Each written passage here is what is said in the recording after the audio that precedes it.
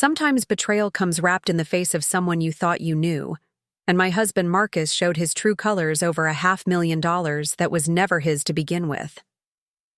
The morning everything changed started like any other day in our small town of Cedar Grove, Virginia. I was in my studio, carefully putting the finishing touches on a commissioned painting. Watercolor landscapes had become my specialty over the past few years, even though they barely paid the bills. The early October sunlight streamed through the bay windows, casting a warm glow over my workspace, while the scent of acrylic paint and coffee filled the air. I'd been married to Marcus for 7 years, and from the outside, we probably looked like any other couple trying to make it work in today's economy.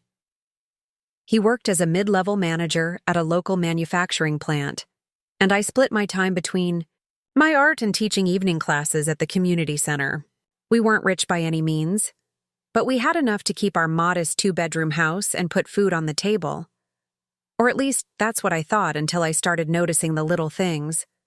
The way Marcus would tense up when bills arrived, the mysterious calls he'd take in private, the growing distance between us that felt like more than just the normal wear and tear of a long-term relationship. That particular morning, I was working on a piece commissioned by Mrs. Henderson, one of my regular clients. She always requested peaceful scenes of the Blue Ridge Mountains, saying they reminded her of her childhood home. As I added subtle shadows to the mountainside, I could hear Marcus downstairs getting ready for work. The familiar sounds of his morning routine, the coffee maker gurgling, his heavy footsteps on the creaky floorboards, the jingle of his car keys, had become a sort of background music to my life. "Emily!" He called up from the bottom of the stairs, his voice carrying that edge of impatience I'd grown increasingly familiar with. "Did you see my blue tie? The one with the stripes?" I set down my brush, careful not to let it roll onto the painting. "Check the laundry room," I called back. "I think I washed it yesterday." I heard him mumble something under his breath, followed by more heavy footsteps. These days, it seemed like every conversation between us had an undercurrent of tension. Maybe it was the financial pressure. We'd been trying to save for a down payment on a bigger house, but somehow our savings never seemed to grow. Marcus had been pushing me to take on more teaching hours, suggesting that maybe it was time to put my hobby on hold and focus on something more practical. But painting wasn't just a hobby for me. It was my passion, my escape, the one thing that truly felt like mine in a life that sometimes seemed to be slipping through my fingers like water. I looked at the half-finished landscape before me, the way the mountains emerged from the mist, strong and eternal. Sometimes I wished I could be more like those mountains, unmovable, unshakable. "Found it," Marcus announced, appearing in my studio doorway, adjusting the tie around his neck. He looked every inch the successful businessman in his charcoal suit and polished shoes. His dark hair was neatly combed, and his clean-shaven face bore the confident expression he always wore to work. But there was something in his eyes, a flicker of something I couldn't quite read. "Don't forget we're having dinner with James and Rebecca tonight." I nodded, though my heart sank a little. James was Marcus's childhood friend and now our financial advisor, though lately, his advice had felt more like criticism, especially regarding my career choices. "Right, of course. I'll make sure to finish up here in time." Marcus lingered in the doorway, his eyes scanning my studio with that same look he'd been giving it lately, part dismissal, part calculation. "You know, Emily, if you rented this space out as a home office, we could probably bring in an extra $1,000 a month." I gripped my paintbrush tighter, feeling the familiar weight of his disapproval. "We've talked about this, Marcus. My studio isn't just empty space to be rented out." He held up his hands in mock surrender, but his smile didn't reach his eyes. "Just thinking about our future, honey. Someone has to." With that parting shot, he turned and headed downstairs. A few moments later, I heard the front door close and his car start up in the driveway. I sat there for a long moment, staring at my painting, but not really seeing it. When had we become this couple? The ones who couldn't have a conversation without it turning into a subtle battle. What happened to the man who used to bring me wildflowers just because, and who sat for hours listening to me talk about my dreams of becoming a full-time artist? With a sigh, I turned back to my work, trying to lose myself in the peaceful scene before me. But even as I painted, I couldn't shake the feeling that something was coming, something that would shatter the careful facade of our life together. I just didn't know yet how right that feeling would turn out to be, or that by the end of the week, I would be watching my future go up in flames in our dining room fireplace. The phone call came just after 2 in the afternoon. I was cleaning my brushes, getting ready to head to the community center for my afternoon class when my cell phone buzzed. The number was unfamiliar, with a Boston area code. "Hello, is this Emily Crawford?" a polished female voice inquired. "Yes, this is she," I replied, absent-mindedly wiping paint from my hands with a cloth. "This is Diana Montgomery from Montgomery, Price and Associates. I'm calling regarding your Uncle Richard Blackwood's estate." My hand froze mid-wipe. Uncle Richard? I hadn't heard that name in years. He was my mother's older brother, a brilliant but reclusive investment banker who disappeared from our lives after a falling out with my mother when I was just a teenager. I remembered him as the eccentric uncle who would send me art supplies every birthday, who understood my passion for painting in a way my parents never did. I wasn't aware that Uncle Richard had passed away, I managed to say, sinking into my paint-splattered chair. "Yes, Ms. Crawford. Mr. Blackwood passed away 3 weeks ago in his home in Massachusetts. I apologize if this comes as a shock. We've been working to locate his next of kin." There was a pause, the sound of papers shuffling. "The reason for my call is that Mr. Blackwood named you as the primary beneficiary of his estate." The paintbrush I'd been holding clattered to the floor. "I'm sorry. What?" "Your uncle left you the majority of his estate, Ms. Crawford.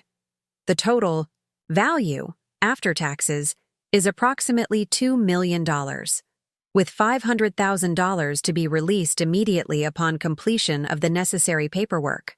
The remainder will be held in a trust with specific conditions for its release." The room seemed to spin around me. $2 million? It couldn't be real. Uncle Richard had always lived modestly, in a small apartment in Boston. How had he accumulated such wealth? "There must be some mistake," I said, my voice barely above a whisper. Uncle Richard and my mother hadn't spoken in years. Why would he? "Mr. Blackwood was quite clear in his will," Ms. Montgomery interrupted gently. "He also left a letter for you, which will be provided along with the inheritance paperwork.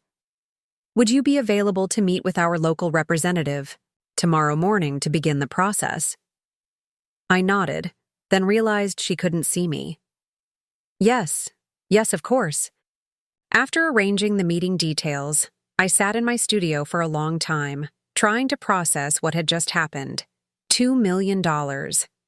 It was more money than I'd ever imagined having. Enough to set up my own gallery, to travel and paint the places I'd only dreamed of seeing, to finally prove to Marcus that my art wasn't just a hobby. Marcus. My stomach clenched as I thought about telling him. He'd be thrilled about the money, of course, but something made me hesitate. Lately, he'd been making comments about our money, even though he'd always treated my art income as separate, as my little thing.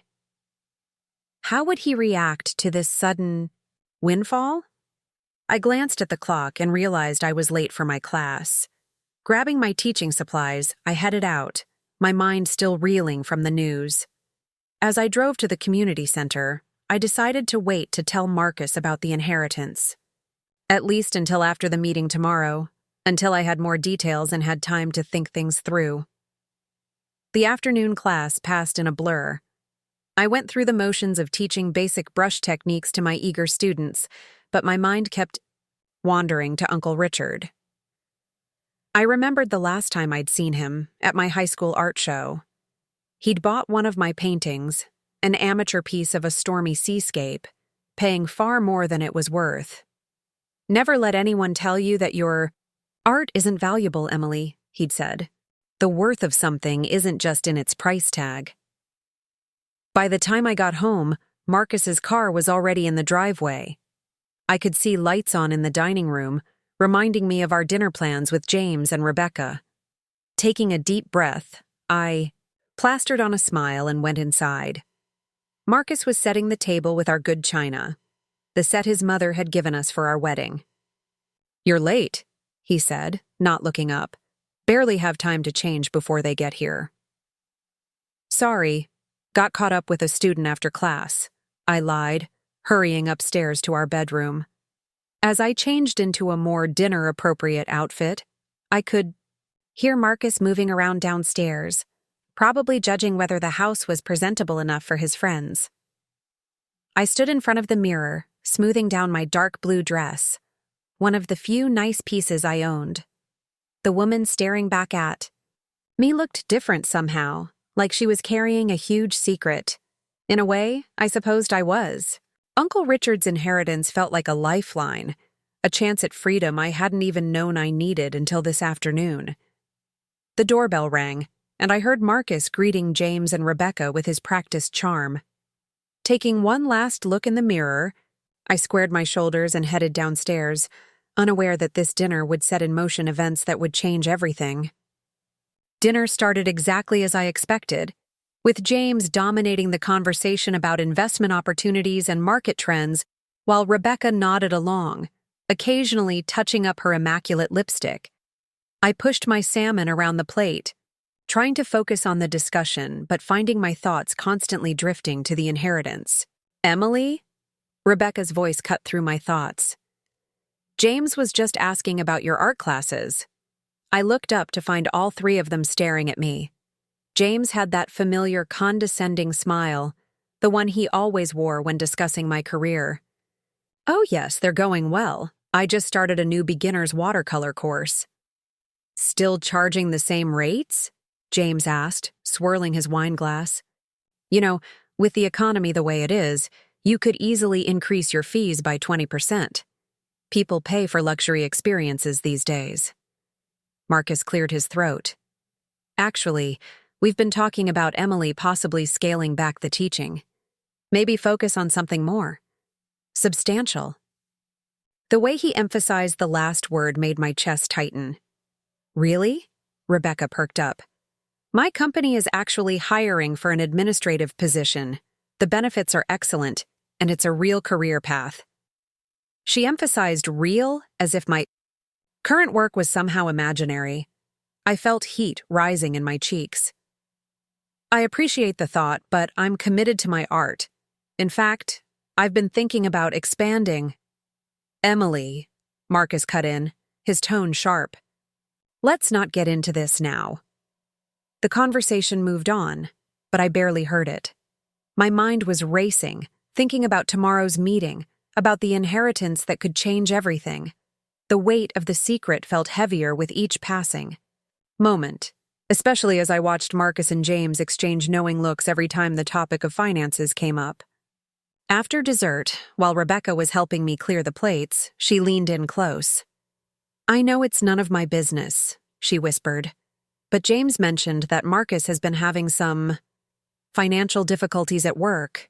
The administrative position really could be a good backup plan." I nearly dropped the plates I was holding. "Financial difficulties? What do you mean?"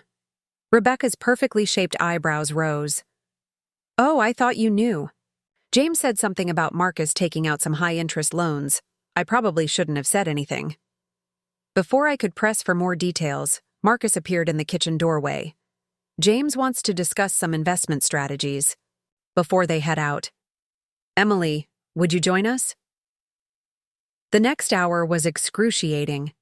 James laid out various financial scenarios, each one making it clear that our current path was unsustainable. Marcus sat there nodding, his jaw tense, while I tried to process what Rebecca had told me about the loans. "The truth is," James concluded, closing his leather portfolio, "you need a significant capital injection to turn things around. Either that, or some serious lifestyle changes." His eyes flickered to my paint-stained fingers. After they left, Marcus and I stood in the silent dining room. The tension was palpable. "Were you going to tell me about the loans?" I finally asked. Marcus's head snapped up. "What?" "Rebecca mentioned something about high-interest loans. What's going on?" "Marcus?" He ran a hand through his hair, his composure cracking slightly. "It's nothing I can't handle. Just some temporary cash flow issues at work. I was going to tell you once I had it sorted out." "How much?" "Emily." "How much, Marcus?" He sank into a dining chair. "About 400,000. The number hit me like a physical blow. 400? How? Why? When did this happen? It's complicated. There were some investment opportunities that didn't pan out, some business ventures that needed more capital than expected. But I'm handling it. I thought about the inheritance paperwork I would be receiving tomorrow, about the $500,000 that would be immediately available. The timing was almost too perfect, or too cruel. "Why didn't you tell me?" I asked, my voice barely above a whisper. "Tell you what? That I'm drowning in debt while you play with your paints?" The words came out harsh, bitter. "That everything I've worked for is about to collapse because I can't make the payments? What good would that have done?" "I'm your wife, Marcus. We're supposed to be partners." He laughed, but there was no humor in it. "Partners? When have you ever contributed equally to this partnership? Your little art classes barely cover the grocery bills." Each word felt like a slap. I thought about all the times he'd dismissed my art, all the subtle and not-so-subtle suggestions that I needed to grow up and get a real job. And now I understood why. He'd been quietly digging us into a hole while maintaining his image of the successful businessman. Maybe if you'd been honest with me from the beginning. Maybe if you'd been willing to make some sacrifices. We stood there, the weight of unspoken accusations hanging between us. Looking at him now, I barely recognized the man I'd married. Or maybe I was finally seeing him clearly for the first time. "I'm going to bed," I said finally, too exhausted to continue the argument.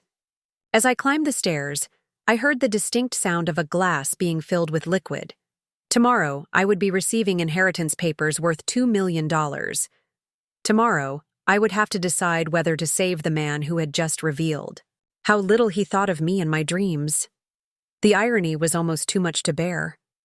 The Montgomery Price & Associates local office occupied the top floor of a sleek downtown building, a stark contrast to my usual haunts of art supply stores and community centers. I smoothed down my most professional-looking blazer, bought 3 years ago for a gallery showing, and tried to quiet the nervous flutter in my stomach. Sandra Chen, the local representative, welcomed me into her office with a warm smile that helped ease some of my tension. Her office was unexpectedly artistic, with several original paintings adorning the walls. I found myself automatically analyzing the brushwork as she sorted through her documents. "Before we begin the formal proceedings, Ms. Crawford, I have something for you." She pulled out a sealed envelope, slightly yellowed with age. "Your uncle left this with explicit instructions that you should read it before we discuss any details of the inheritance." My hands trembled slightly as I took the envelope. Uncle Richard's familiar, precise handwriting spelled out my name on the front. Inside was a letter, written on thick, expensive stationery. "Dear Emily, if you're reading this, then I've finally done what I should have done years ago. Made things right. First, let me apologize for my long absence from your life. The falling out with your mother was my greatest regret, but pride and stubbornness kept me from reaching out. However, I never stopped following your journey. I've watched from afar as you've pursued your passion for art, despite all the obstacles and discouragements.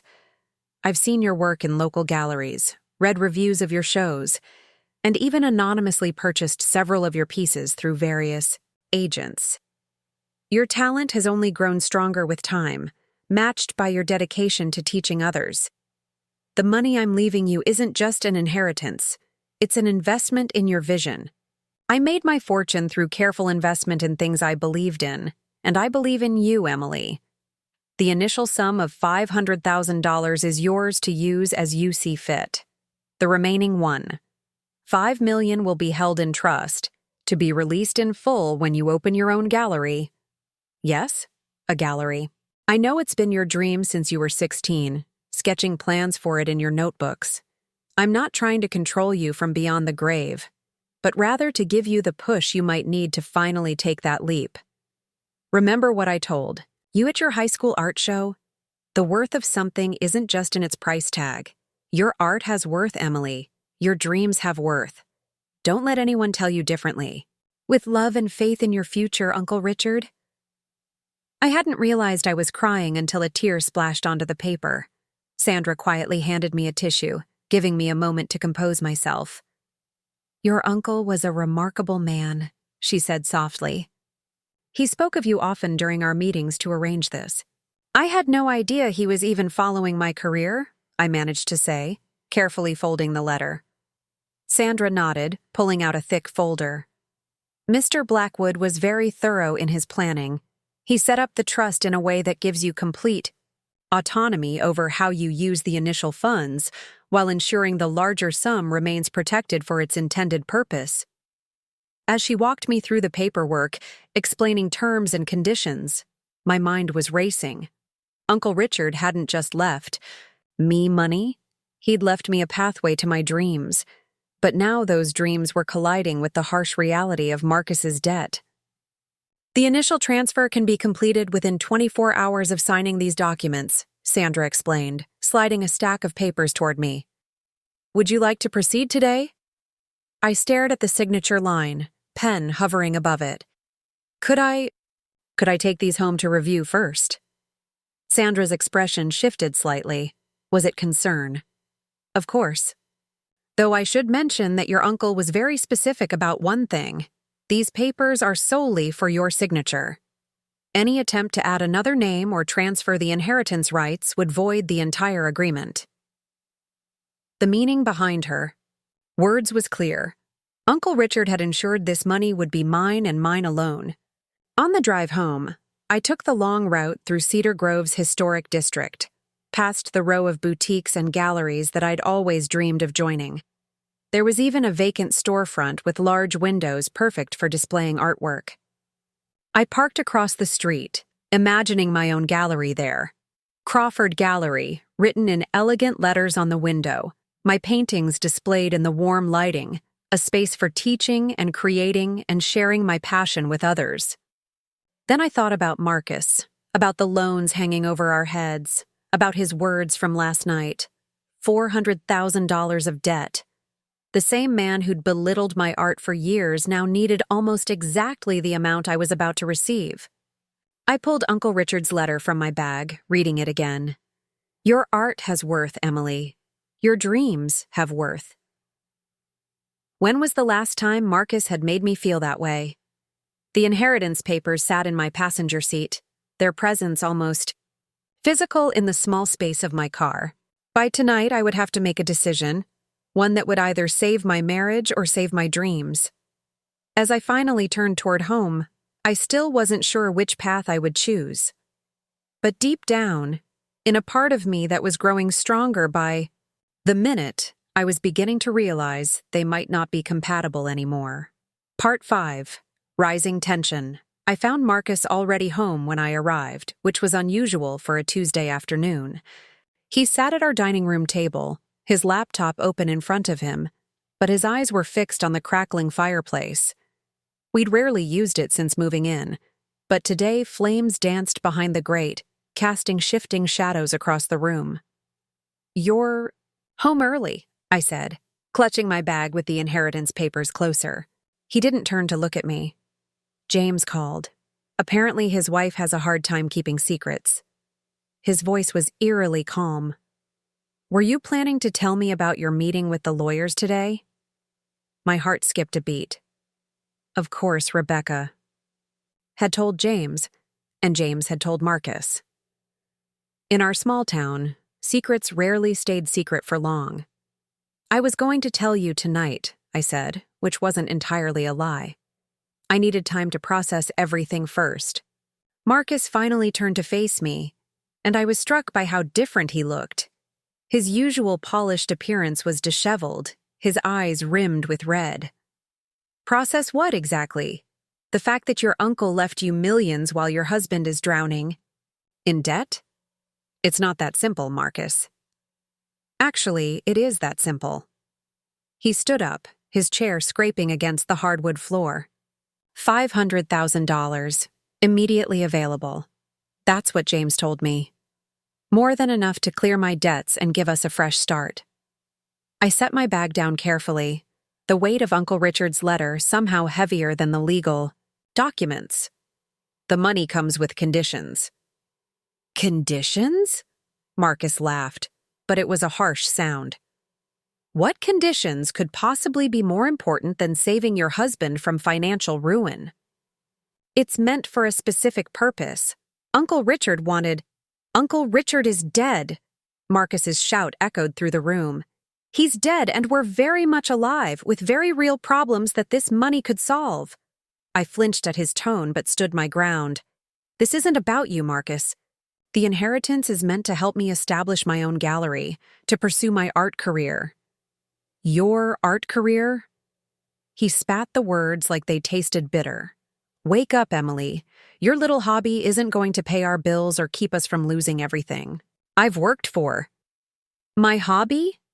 Heat rose in my cheeks. Is that really all you think it is? All you think I am? Marcus ran his hands through his hair in frustration. I think you're being selfish. I think you're choosing your paintings over your marriage. And what about you? I shot back. When were you planning to tell me about the loans? About how deep in debt we really were? Or were you just going to keep dismissing my work while secretly hoping for a miracle to save us? He stalked toward me, his face twisted with anger. Give me the papers. What? The inheritance papers. Give them to me. He held out his hand expectantly. I took a step back, bumping into the sideboard. No, they're mine, Marcus. Uncle Richard left them to me. Everything we have is supposed to be shared, Emily. That's what marriage means. He moved closer, his voice dropping to something that might have been meant to sound reasonable, but came out menacing. We can fix everything. Pay off the debts, start fresh. Maybe even fund your gallery later, when things are more stable. But I'd heard that tone before, the same one he'd used when convincing me to put off art school, to take on more teaching hours, to slowly shrink my dreams to fit his plans. I don't believe you. His expression hardened. What? I don't believe you'll ever support my dreams, Marcus? You never have. I clutched my bag tighter. The money wouldn't change anything. You'd find another reason why it's not the right time, why I should wait, why your needs should come first. So that's it? You're choosing your dead uncle's wishes over your living, breathing husband? No, I said quietly, feeling stronger with each word. I'm choosing myself. For the first time in our marriage, I'm choosing what I want. Marcus stared at me for a long moment, something dark and unfamiliar crossing his face. Then, moving faster than I could react, he grabbed my bag. Marcus, stop! But he was already pulling out the papers, his movements jerky and violent. In the firelight, I saw something I'd never seen before in his eyes. A desperate, almost manic gleam. If you won't make the right choice, he said, moving toward the fireplace, then I'll make it for you. Marcus, don't! I lunged forward, but he was already at the fireplace, holding my inheritance papers over the flames. The fire cast an eerie glow on his face, transforming my husband of 7 years into someone I barely recognized. Last chance, Emily, he said, dangling the documents precariously. Be reasonable. Think about our future. Time seemed to slow down as I stood there, watching the papers flutter above the flames. In that moment, every compromise I'd made, every dream I'd deferred, every subtle dismissal I'd endured flashed through my mind. Uncle Richard's words echoed in my head. Your art has worth, Emily. Your dreams have worth. Our future? I found my voice, stronger than I expected. Or your future, Marcus, because from where I'm standing, those haven't been the same thing for a long time. His face contorted with rage. Fine, have it your way. With deliberate slowness, he released the papers into the fire.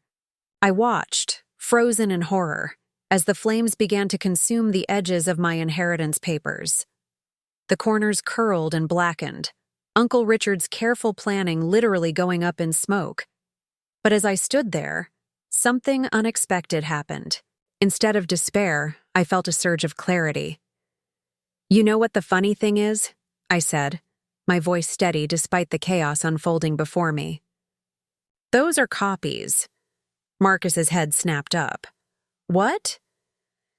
Sandra, the lawyer. She made me sign the originals in her office this morning. Standard procedure, she said. Those, I gestured to the burning papers, are just copies for my records. The color drained from Marcus's face as he realized what he'd done, revealed his true nature while accomplishing nothing. He reached for the fireplace poker, desperately trying to retrieve the burning papers, but it was too late. They were already turning to ash. You're lying, he said, but his voice wavered with uncertainty. I pulled out Uncle Richard's letter from my jacket pocket, the one thing I hadn't kept in my bag. No, Marcus, I'm not. But you know what? I should thank you. Watching those papers burn just showed me exactly who you are, who you've always been.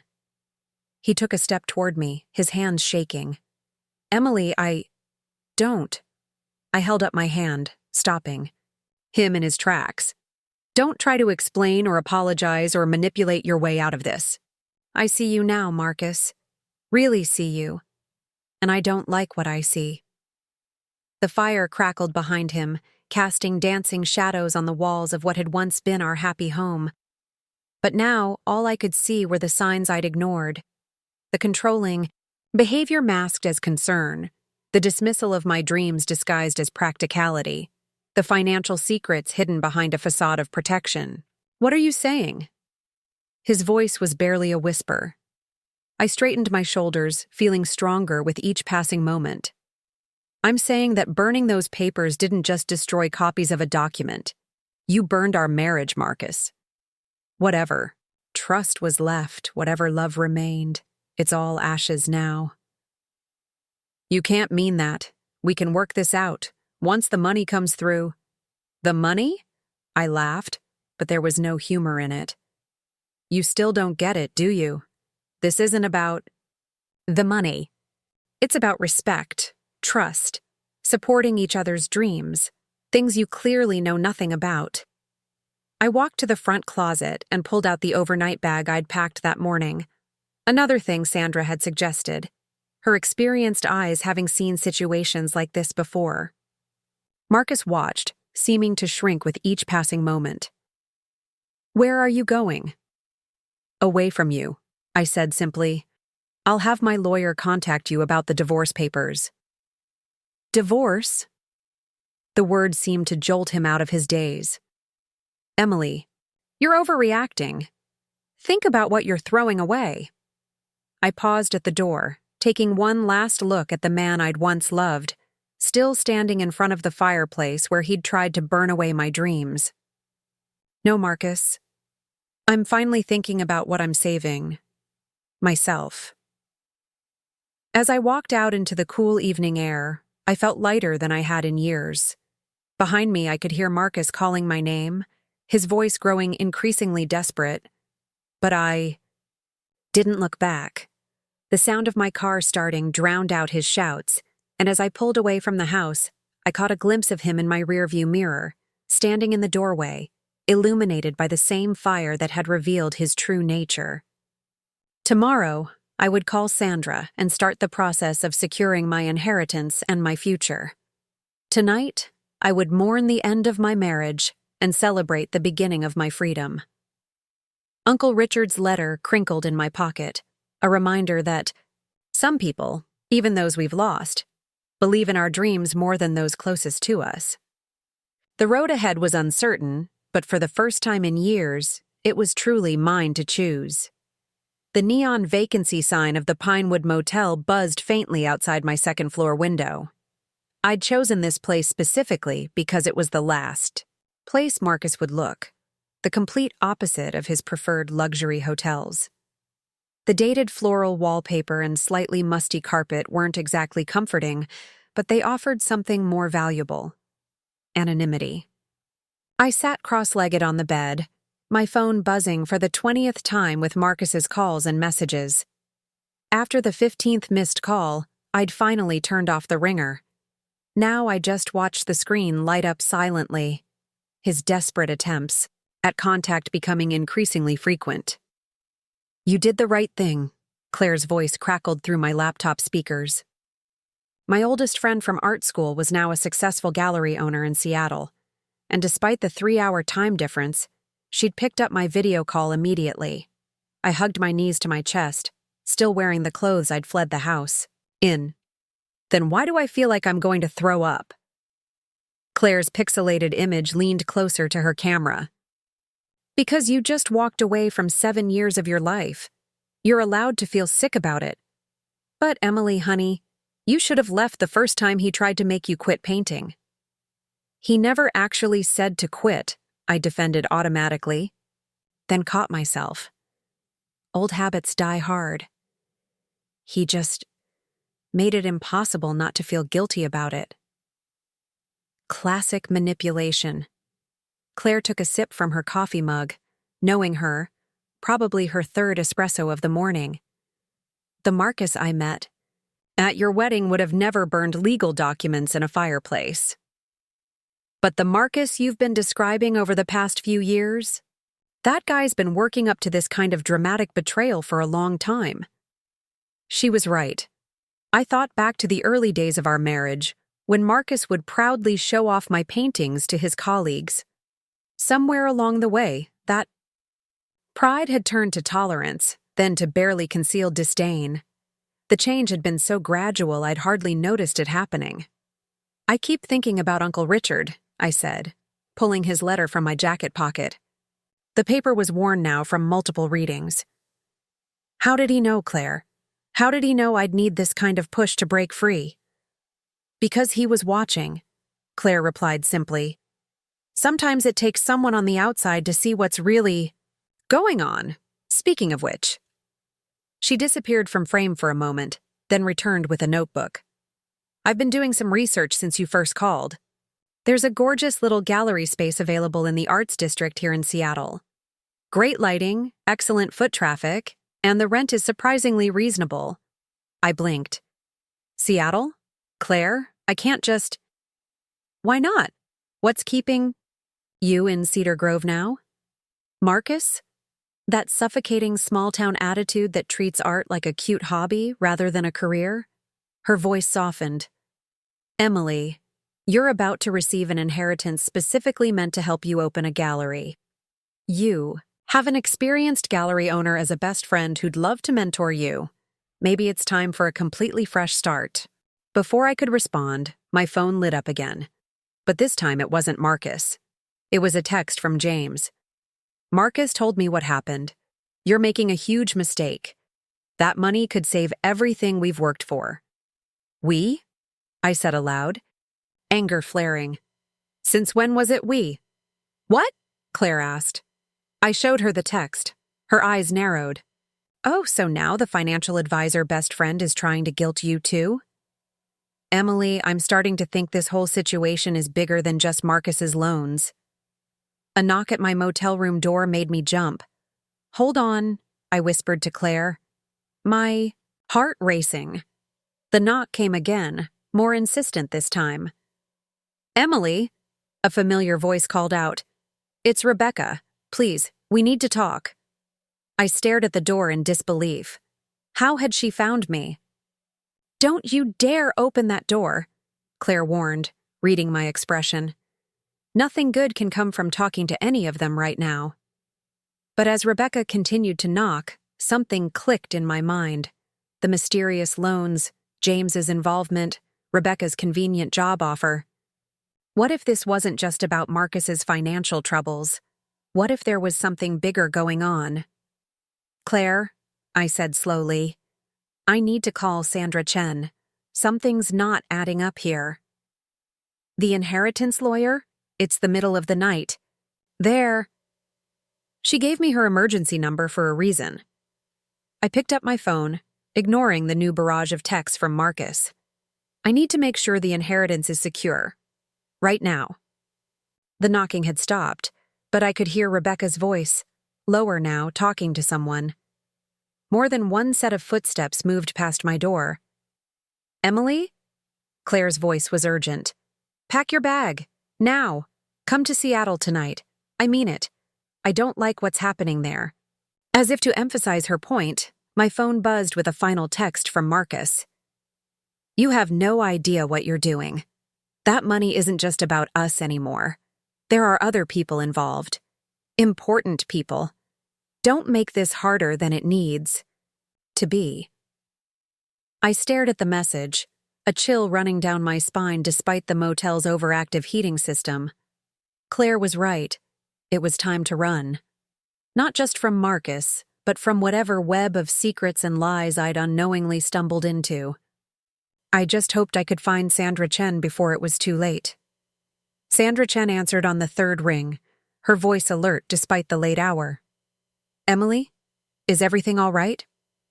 I paced the small motel room, keeping my voice low. "I need to know if the inheritance is secure.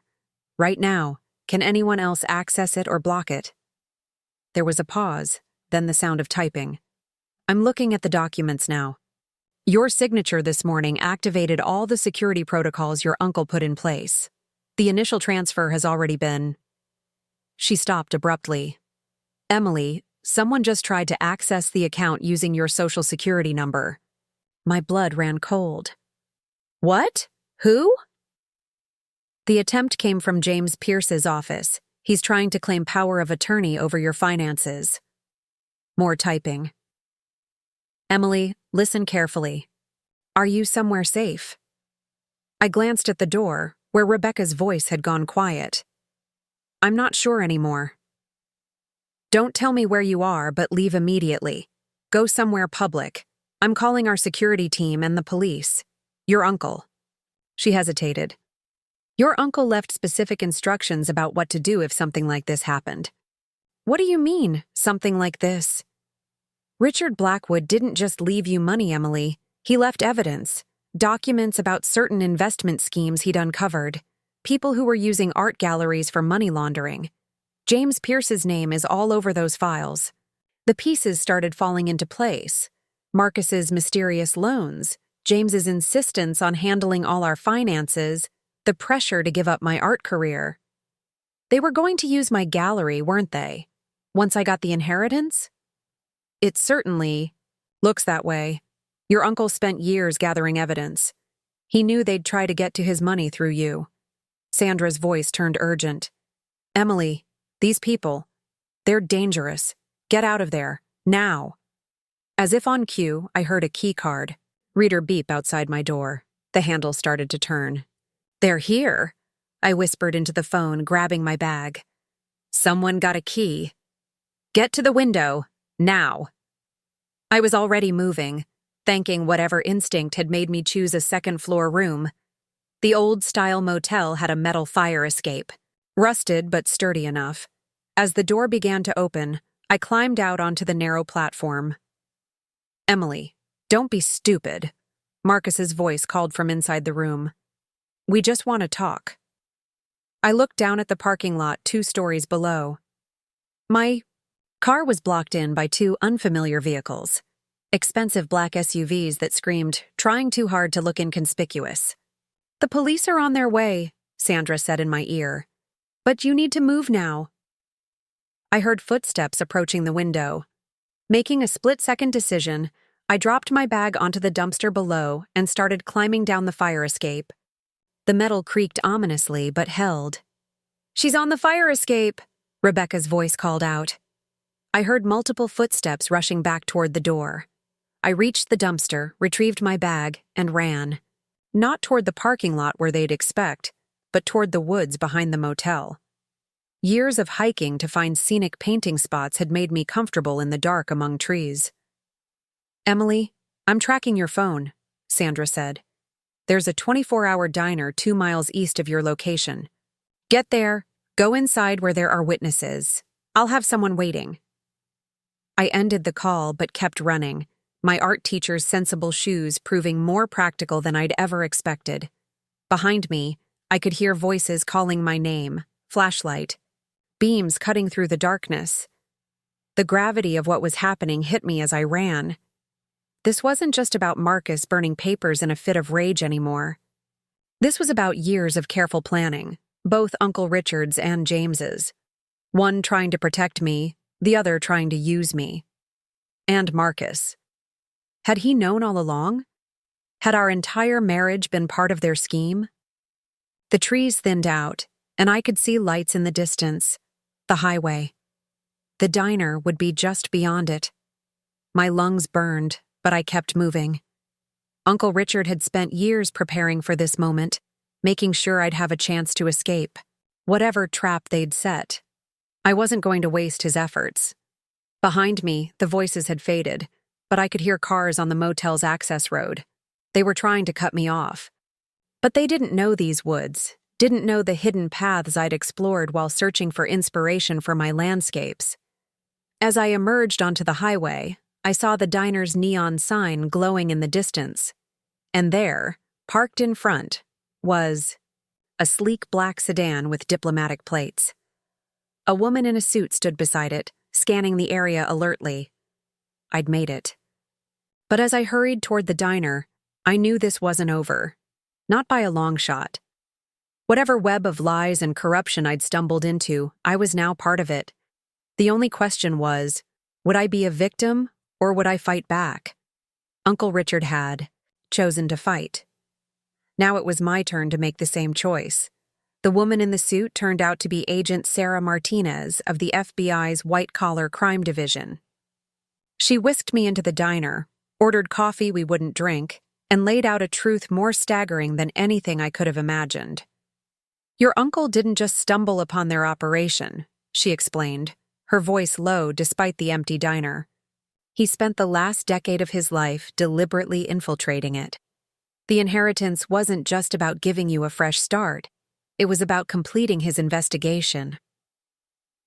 I wrapped my hands around the warm coffee mug, trying to process what she was telling me. "So the gallery condition in the will was a trap," she nodded. "Your uncle knew they'd try to use it as a front for their money laundering operation, just like they've done with dozens of other galleries across the country. James Pierce isn't just a small-town financial advisor. He's a key player in an international art fraud scheme." My mind flashed back to all those meetings in James's office, the way he'd always steered conversations toward the art world, his insistence on handling all our finances. "And Marcus?" Agent Martinez's expression softened slightly. "We're not entirely sure of your husband's level of involvement. Our surveillance suggests he was brought in about 3 years ago, right around the time he started having financial troubles." 3 years ago. Right when he'd started pushing harder against my art career, when the subtle undermining had turned into active discouragement. Had any of it been real? Had he ever loved me? Or had I just been a convenient mark? "We've been building a case for years," Martinez continued, "but we could never get close enough to gather concrete evidence. Your uncle changed that. She stopped abruptly, her hand moving to her earpiece. Her expression turned serious. "They just accessed your home's security system. A team is headed there now." "What? Why would they go to the house? Is there anything there? Something they might be looking for?" I started to shake my head, then froze. "Uncle Richard's letter, the original one from the inheritance papers. I left it in my studio." Martinez was already standing, dropping cash on the table. "We need to move. Now." The drive to my house was tense. Martinez explained more about the investigation, about how art galleries were perfect for laundering money, inflated prices, subjective values, international buyers. James and his associates had built a network of seemingly legitimate galleries, each one pumping millions in dirty money through the art market. "Your uncle documented everything," she said, navigating the dark streets with practiced ease. "Account numbers, transactions, connections, but he hid the evidence in a way only you could access." "Me? But I don't know anything about—" I stopped as realization dawned. "The paintings. The ones he bought through agents." Martinez smiled grimly. "Every piece he purchased from you contains encoded information, account numbers hidden in brushstrokes, transaction dates, and color patterns. He knew they'd never think to look at student art for evidence." We turned onto my street, and I saw them, dark figures moving around my house. The security lights were off, but I could see flashlights moving in my studio window. "Stay in the car," Martinez ordered, reaching for her weapon. But before she could open her door, something extraordinary happened. The lights in my studio suddenly blazed to life. Though I knew the power had been cut, I could see the utility truck down the street. Through the windows, I watched as my easels began to topple, one after another, like dominoes. Paint cans tipped over, spreading their contents across the floor in impossible patterns. "What the hell?" Martinez breathed, watching as chaos erupted in my studio. The dark figures were rushing out now, slipping in the paint, looking terrified. As they fled, I saw something that made my heart stop. In the spilled paint on the floor, clear as day, was a message. "Protect her," written in Uncle Richard's distinctive handwriting. Martinez was on her radio, calling for backup, but I couldn't take my eyes off my studio. The lights were dimming now, the chaos settling. But I felt something I'd never felt before. A presence, familiar yet impossible. "He's still protecting me," I whispered. Martinez glanced at me sharply. "What?" But before I could respond, her radio crackled to life. They'd caught 2 of the intruders trying to flee, and one of them was James Pierce himself. As FBI vehicles began arriving, their lights painting the street in red and blue, I sat in Martinez's car, watching my former life transform into a crime scene. Yet somehow, I felt safer than I had in years. Uncle Richard had known exactly what he was doing. He'd protected me in life through his distance, and now, somehow, he was protecting me in death through his art. The mystery was only beginning to unravel. The FBI's mobile command center hummed with activity as agents processed evidence from my studio. I sat in a corner, wrapped in a borrowed blanket, watching as they photographed and cataloged every painting I'd ever created. Each one potentially held pieces of Uncle Richard's carefully constructed puzzle. "Ms. Crawford?" A young agent approached with a tablet. "We need you to look at something." On the screen was security camera footage from my studio, taken just before the strange incident. The timestamp showed 11:42 p.m. As I watched, I saw James and 3 other men entering through the back door.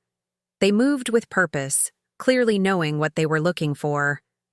Then, at 11:47 p.m., something bizarre happened. The temperature reading in the corner of the footage dropped dramatically, plummeting from 72 degrees to 45 in seconds. The men's breath became visible in the suddenly cold air. And then, "Watch the paintings," the agent said softly. My works, landscapes, seascapes, city scenes, began to change. Colors shifted, patterns emerged. Hidden within each brushstroke, mathematical sequences revealed themselves. Account numbers, dates, coordinates. All the evidence Uncle Richard had carefully encoded into the art he'd commissioned from me over the years. He knew, I breathed. He knew they'd come looking eventually. That's why he kept buying my work, kept encouraging me to develop my own style. Agent Martinez appeared beside me, holding a file. Your uncle was brilliant. He hid the evidence in plain sight, knowing they'd never think to look at amateur art for their financial records. But he needed your specific artistic style, your way of layering colors, your brushstroke patterns, to make it work. But the message on the floor, I said. The lights, the chaos. That wasn't part of his plan, was it? Martinez hesitated. We're classifying that as an unexplained event. Though I have to admit, the handwriting analysis of that message matches your uncle's perfectly. A chill ran down my spine, but it wasn't an unpleasant one. Even now, Uncle Richard was full of surprises. We found this in James's pocket, Martinez continued, pulling out a familiar envelope. Uncle Richard's letter. They were trying to destroy it, but look at what happens when we do this. She held the letter under a UV light. Hidden text appeared between the lines, written in what looked like some kind of special ink. My dearest Emily, Martinez read. If they're reading this message, then everything has gone according to plan. The evidence they're looking for isn't just in your paintings. It's in every piece of art I've collected over the past decade. The gallery clause in my will wasn't just about fulfilling your dream. It was about creating a space where all these pieces could come together, telling the full story of their crimes. I sat back, stunned. So the trust fund, the gallery requirement, was a masterstroke, Martinez finished. He knew they'd try to use your gallery as part of their laundering operation, but in doing so, they'd be putting all the evidence of their previous crimes in one place. Evidence hidden in art they themselves had sold through their network, art that your uncle had been quietly collecting for years. The implications were staggering. Uncle Richard hadn't just been gathering evidence, he'd been setting up an elaborate trap that would take years to spring. And I had been the key to all of it, though I'd never known. There's more, Martinez said, turning the letter over. Instructions for you, specifically about Marcus. My heart clenched at my husband's name. What about him? Your uncle believed he was brought into the operation under duress. The loans, the financial pressure, it was all manufactured to force him to cooperate. But Richard wasn't certain of Marcus's ultimate loyalty. And now? Martinez checked her phone. We picked him up trying to access your bank accounts. He's being questioned now. But Emily... She paused, choosing her words carefully. The evidence suggests he really didn't know the full scope of what was happening. He thought it was just financial fraud, not international money laundering, and art theft. I thought about Marcus standing in front of our fireplace, desperately trying to burn what he thought were the inheritance papers. Had he been trying to protect himself? Or had he been trying to protect me from something he didn't fully understand? Would you like to talk to him? Martinez asked gently.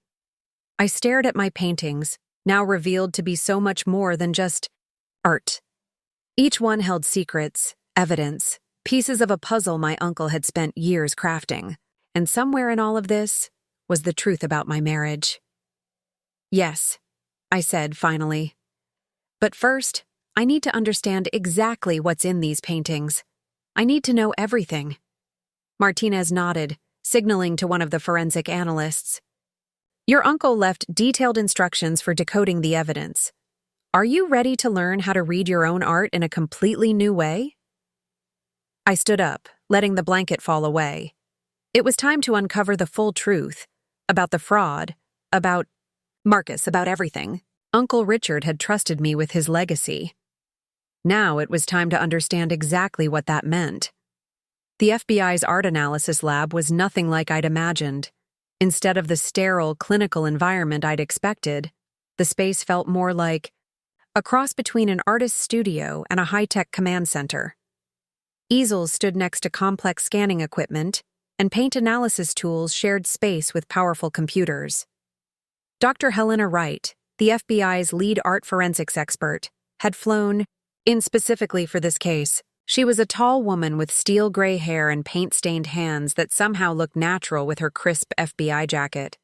"Your uncle," she said, adjusting a large magnifying apparatus over one of my seascapes, "was a genius. I've been analyzing art fraud for 30 years, and I've never seen anything like this." I watched as she manipulated the controls, and suddenly my simple painting of waves crashing against rocks transformed on the monitor beside us. Hidden patterns emerged, visible only under specific light frequencies. "See these wave patterns?" She pointed to a seemingly random arrangement of brushstrokes. "They're actually a sophisticated code. Each wave contains a sequence of numbers, dates, times, amounts. But the brilliant part is that they only make sense when painted in your specific style." "I don't understand," I said, leaning closer. "How could he know how I would paint each piece?" Helena smiled. "He didn't. Instead, he adapted his code to work with your natural artistic evolution. Every time you developed a new technique or changed your style, he found ways to incorporate it into his system. These commissions weren't just about hiding evidence. They were about helping you grow as an artist." She pulled up another painting, this one a cityscape I'd done 2 years ago. "Look at how your brush strokes changed here. More confident, more distinctive. And see how the code adapted? The information is hidden in the negative space now, using your unique way of defining boundaries between objects."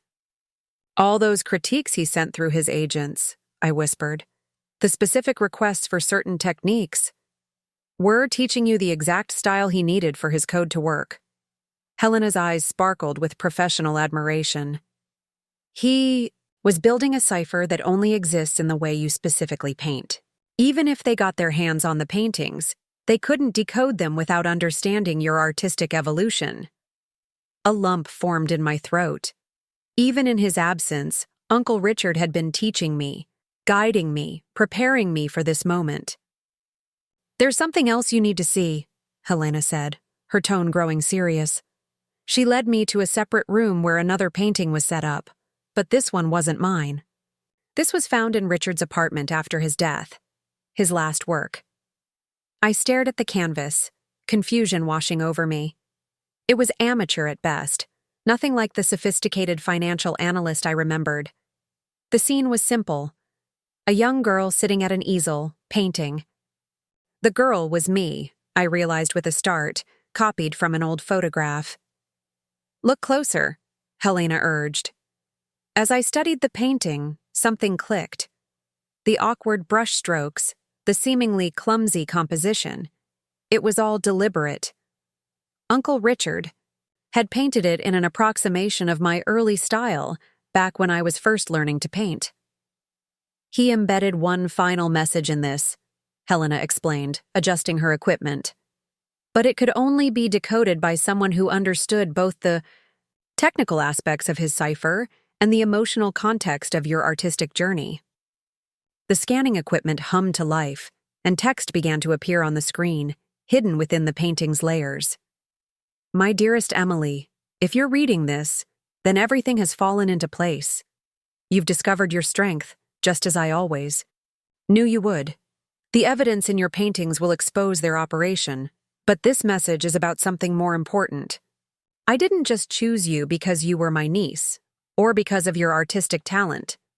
I chose you because I saw in you the same thing I saw in myself, the courage to stand up for what's right, even when it means standing alone.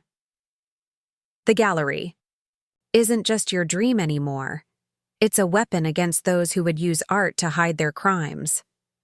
Every painting you create from now on will carry the truth in its brushstrokes, whether you encode messages or not, because you understand now that art isn't just about beauty, it's about honesty.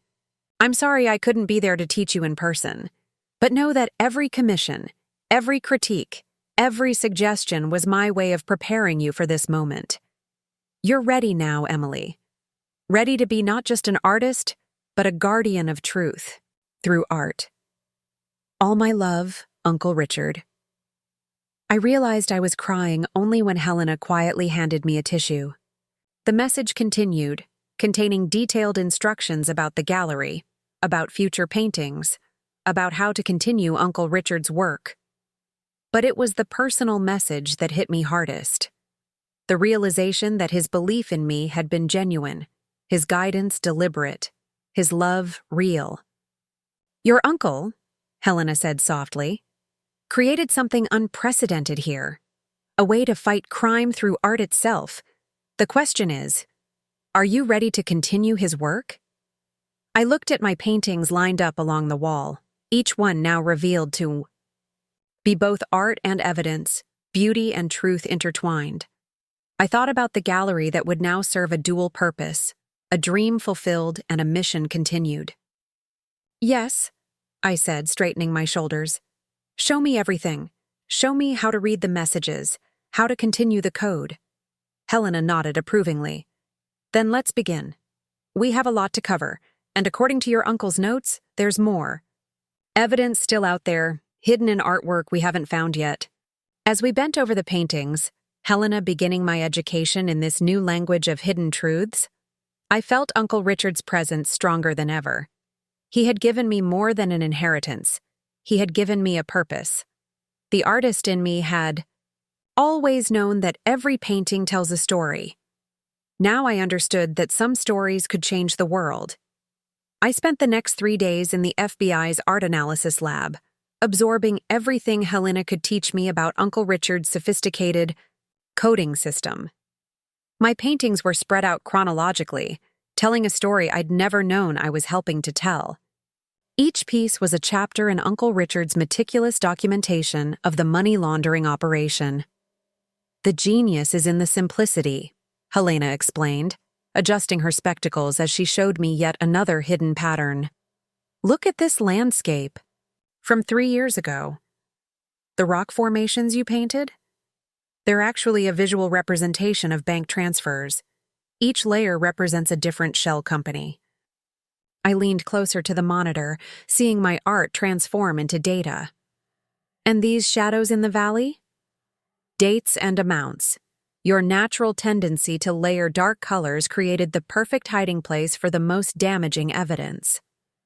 Helena's eyes sparkled with professional admiration. "But here's where it gets fascinating. When you started experimenting with a lighter palette last year, your uncle adapted the code to work with negative space instead. As we worked, Agent Martinez kept us updated on the investigation's progress. James Pierce had started talking, hoping for a deal. His confession painted a picture of an operation far larger than anyone had suspected. "He claims Marcus was brought in specifically because of you," Martinez told me during one of our breaks. "They needed someone close to you, someone who could eventually influence how you'd use your inheritance. The news should have hurt more than it did.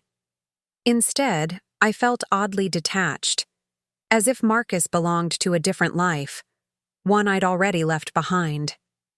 "Have you decided if you want to speak with him?" Martinez asked gently. I looked at my paintings, each one now revealed to be both art and evidence. "Not yet. First, I need to understand everything, every piece of the puzzle." Helena appeared with another canvas, one of my earliest works that Uncle Richard had purchased. "Speaking of puzzles, look at this. Your early style was actually perfect for hiding the most crucial information. The slightly uneven brushstrokes that you were so self-conscious about, they're practically unbreakable encryption." As she spoke, her equipment revealed another layer of hidden data. This time, I recognized the patterns without help. Account numbers, dates, connections between seemingly unrelated galleries across the country. "It's like learning to read a new language," I murmured, "but one I've been speaking all along without knowing it." "Exactly," Helena beamed. "And now that you understand the basics, there's something else you need to see." She led me to a separate workspace where a blank canvas was set up. "Your uncle left specific instructions about this. Once you understood the code, you were supposed to create one final piece, a key that only you could paint." I picked up a brush, feeling its familiar weight. "What am I supposed to paint?" "That's the brilliant part," Helena said. "Anything you want. The code exists in your natural style now. Whatever you create will automatically carry the encryption, but only if you paint it exactly as you would have before knowing about any of this. I stared at the blank canvas, understanding the challenge. Could I paint with the same innocence? The same natural instincts now that I knew about the hidden messages? Taking a deep breath, I began to paint. I chose a scene from memory, the view from Uncle Richard's apartment in Boston, where he'd watched me grow as an artist from afar.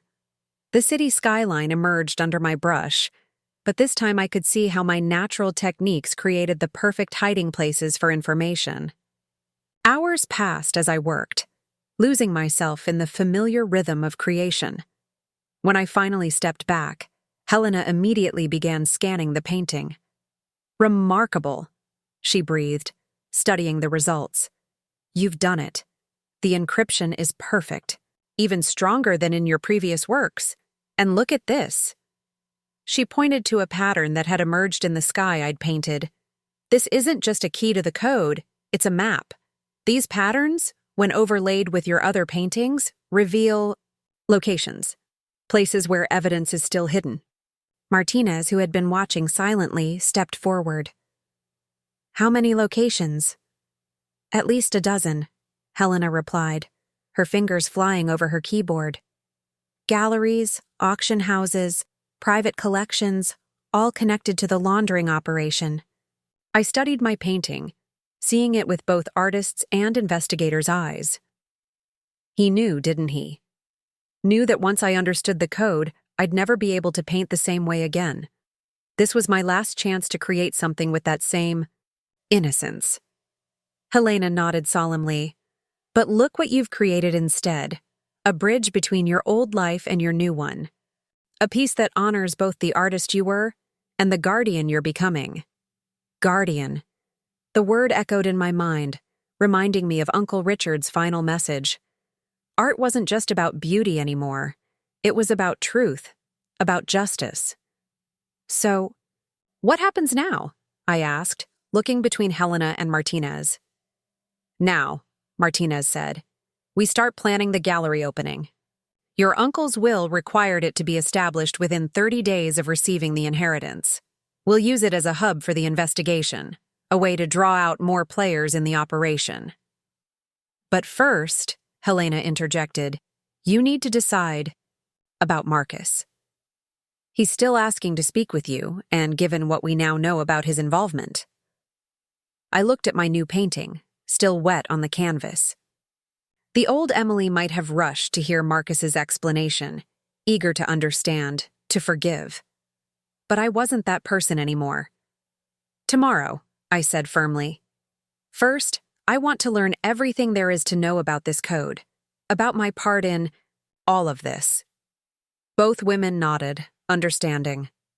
I turned back to my paintings, each one a chapter in a story I was only beginning to understand. The artist in me had died a little today, replaced by something stronger, more purposeful. Uncle. Richard had given me more than an inheritance or a mission. He'd given me a new way of seeing, not just art, but truth itself. The FBI's interview room was nothing like the ones you see on television. Instead of harsh fluorescent lighting and metal furniture, it was designed to look almost like a small office. But the mirrors were still two-way glass, and I knew agents were watching as Marcus was led in, looking nothing like the confident man who had tried to burn my inheritance papers just days ago. "Emily," he breathed, stopping short when he saw me. His suit was wrinkled, his usually perfect hair disheveled. "I've been trying to explain." "I'm not here for explanations," I cut him off, my voice steadier than I expected. "I'm here to offer you a choice." He sank into the chair across from me, confusion crossing his face. Behind him, through the two-way glass, I knew Helena and Martinez were watching, ready to proceed with whichever path this conversation took. "Agent Martinez tells me you've been partially cooperating," I continued, laying out the folder Helena had prepared. "But you haven't given them everything. You're still protecting someone." Marcus's eyes darted to the folder. "I told them what?" I know about James's operation. No, I interrupted again, opening the folder to reveal one of my paintings, a cityscape from 2 years ago. You haven't told them about the connection to Riverside Gallery or about the shipments that came through. They're every third Thursday. His face went pale. How did you... Because it's all here. I pointed to specific areas of the painting, using the knowledge Helena had drilled into me over the past few days. The dates, the amounts, the contact names, everything. Uncle Richard encoded it all into the art he commissioned from me. Understanding dawned in his eyes, followed quickly by fear. That's impossible. Is it? I pulled out another painting, this one from last year. Should we talk about the Anderson account? Or maybe the offshore transfers that went through Dubai? Marcus slumped in his chair, the last of his resistance crumbling. You don't understand. These people? They're dangerous. If I tell you everything. They're already finished, I said firmly. The FBI has enough evidence from my paintings alone to take down the entire network. The only question is whether you want to be buried with them or help us make sure we get everyone. Everyone?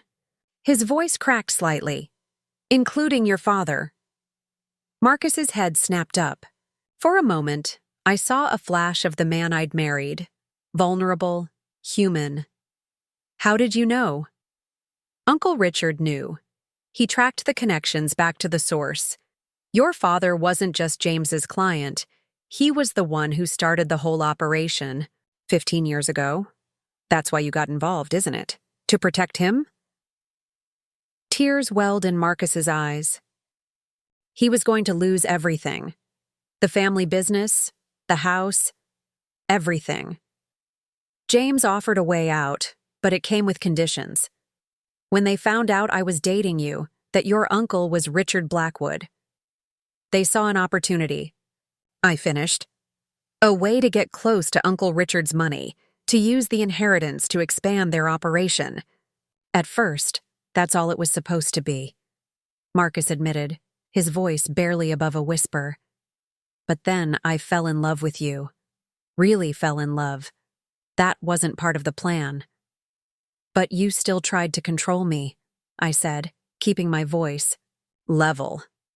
Still tried to crush my dreams, make me doubt myself. Was that love, Marcus? He looked away. I thought I was protecting you. If you gave up art, stepped away from that world, maybe you'd be safe when everything fell apart. By destroying who I was? By making me small enough to fit into your idea of safety? I shook my head. That's not protection, Marcus. That's control. What choice did I have? The same choice you have now. I laid out another document, a cooperation agreement Martinez had prepared. Tell us everything. Help us make sure we get all of them, including your father. In return, you get immunity and witness protection. Marcus stared at the agreement. And if I don't? Then I start decoding more paintings. Every transaction, every name, every crime, all of it comes to light, including your father's role in all of it. You've changed, he said softly, studying my face. Yes, I agreed. I finally became who I was always meant to be. The question is, who are you going to choose to be? For a long moment, Marcus sat in silence, looking between me and the agreement.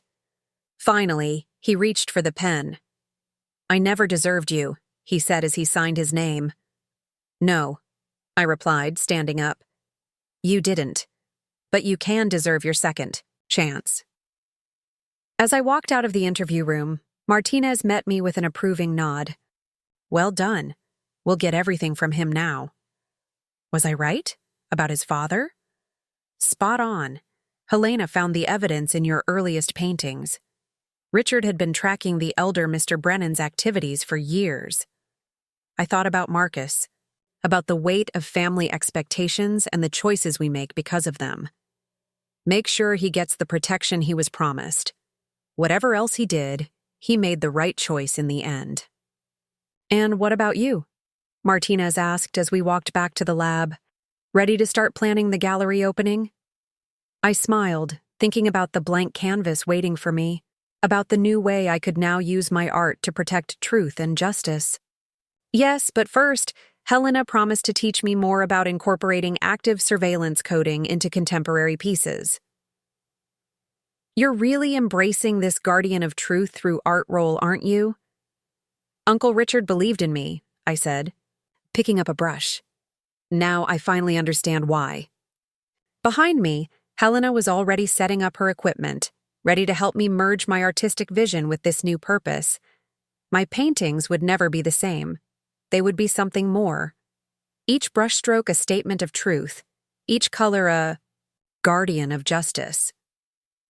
The artist I had been was gone, but in her place stood someone stronger. Someone who could paint not just beauty, but truth itself. The news of James Pierce's arrest sent shockwaves through Cedar Grove. Within days, rumors were flying about FBI investigations, money laundering, and art fraud. But no one connected it to me yet, the quiet art teacher who had suddenly disappeared from her usual spots around town. I was working late in the FBI lab, practicing Helena's techniques with a new painting, when Martinez burst in with a concerned expression. "We have a problem," she announced, tablet in hand. "Rebecca Pierce just called a press conference.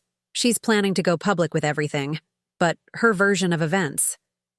Helena and I watched the live feed as Rebecca, perfectly coiffed despite her husband's arrest, stood before a crowd of reporters. She painted a compelling picture: her innocent husband, framed by a vindictive artist, and her mysterious uncle. She never mentioned me by name, but her implications were clear. "That manipulative little gold digger," she said, dabbing at artificial. Tears. Took advantage of my James's kindness. She and her uncle set him up, all for money and revenge. "She's trying to poison the jury pool," Martinez muttered. "Make any future trial about you instead of them." But I was watching something else. The way Rebecca's hands kept straying to her expensive necklace. How her eyes darted to someone off camera every few seconds. "She's not doing this alone," I said, reaching for a blank canvas. "Look at her. Body language. Someone's pulling her strings." Helena moved closer, intrigued. "What are you thinking?" "Uncle Richard taught me to read people through art," I explained, starting to sketch rapidly. "He said every person has tells, just like every painting has a signature. Rebecca's telling us something with every nervous gesture." My hands moved. Quickly, capturing Rebecca's stance, the angle of her shoulders, the direction of her glances. Helena's equipment hummed to life, scanning my work in real time. "There," I pointed to the emerging pattern. "She keeps looking left, about 15 degrees up. There must be someone in that window of the courthouse." Martinez was already on her phone, directing agents to investigate. Within minutes, we had confirmation. Surveillance cameras had caught Thomas Brennan, Marcus's father, watching from exactly where I'd indicated. "He's getting desperate," Martinez said. "With Marcus cooperating, he's trying to discredit the whole investigation before we can get to him." "It's more than that," I replied, still painting. "Look at Rebecca's necklace. It's new, Art Deco style, probably from the Carson collection that went missing last year. He's reminding her that she's implicated too, that she has as much to lose as anyone." Helena's equipment beeped, confirming my analysis. The necklace's pattern matched a piece from the stolen Carson collection, its value estimated at over $2 million. "How did you know about the Carson collection?" Martinez asked, impressed. "Uncle Richard's notes mentioned it, one of the biggest art heists they'd pulled off. He suspected it was being used as leverage to keep people in line." I added final touches to the painting, revealing more hidden connections. "Rebecca's not just James's wife. She's Thomas Brennan's inside source at the insurance company that handled the Carson claim." Martinez was already mobilizing teams. "If we can prove she helped fake the insurance documentation, She'll flip on Thomas, Helena finished, just like Marcus did. But something still bothered me. It's too obvious, I said, studying my painting. Thomas Brennan is smarter than this. Why let Rebecca wear stolen jewelry to a press conference? Unless... Helena adjusted her scanning equipment, revealing new layers in the painting. Unless this isn't about Rebecca at all. It's about what's happening somewhere else while we're all focused on her.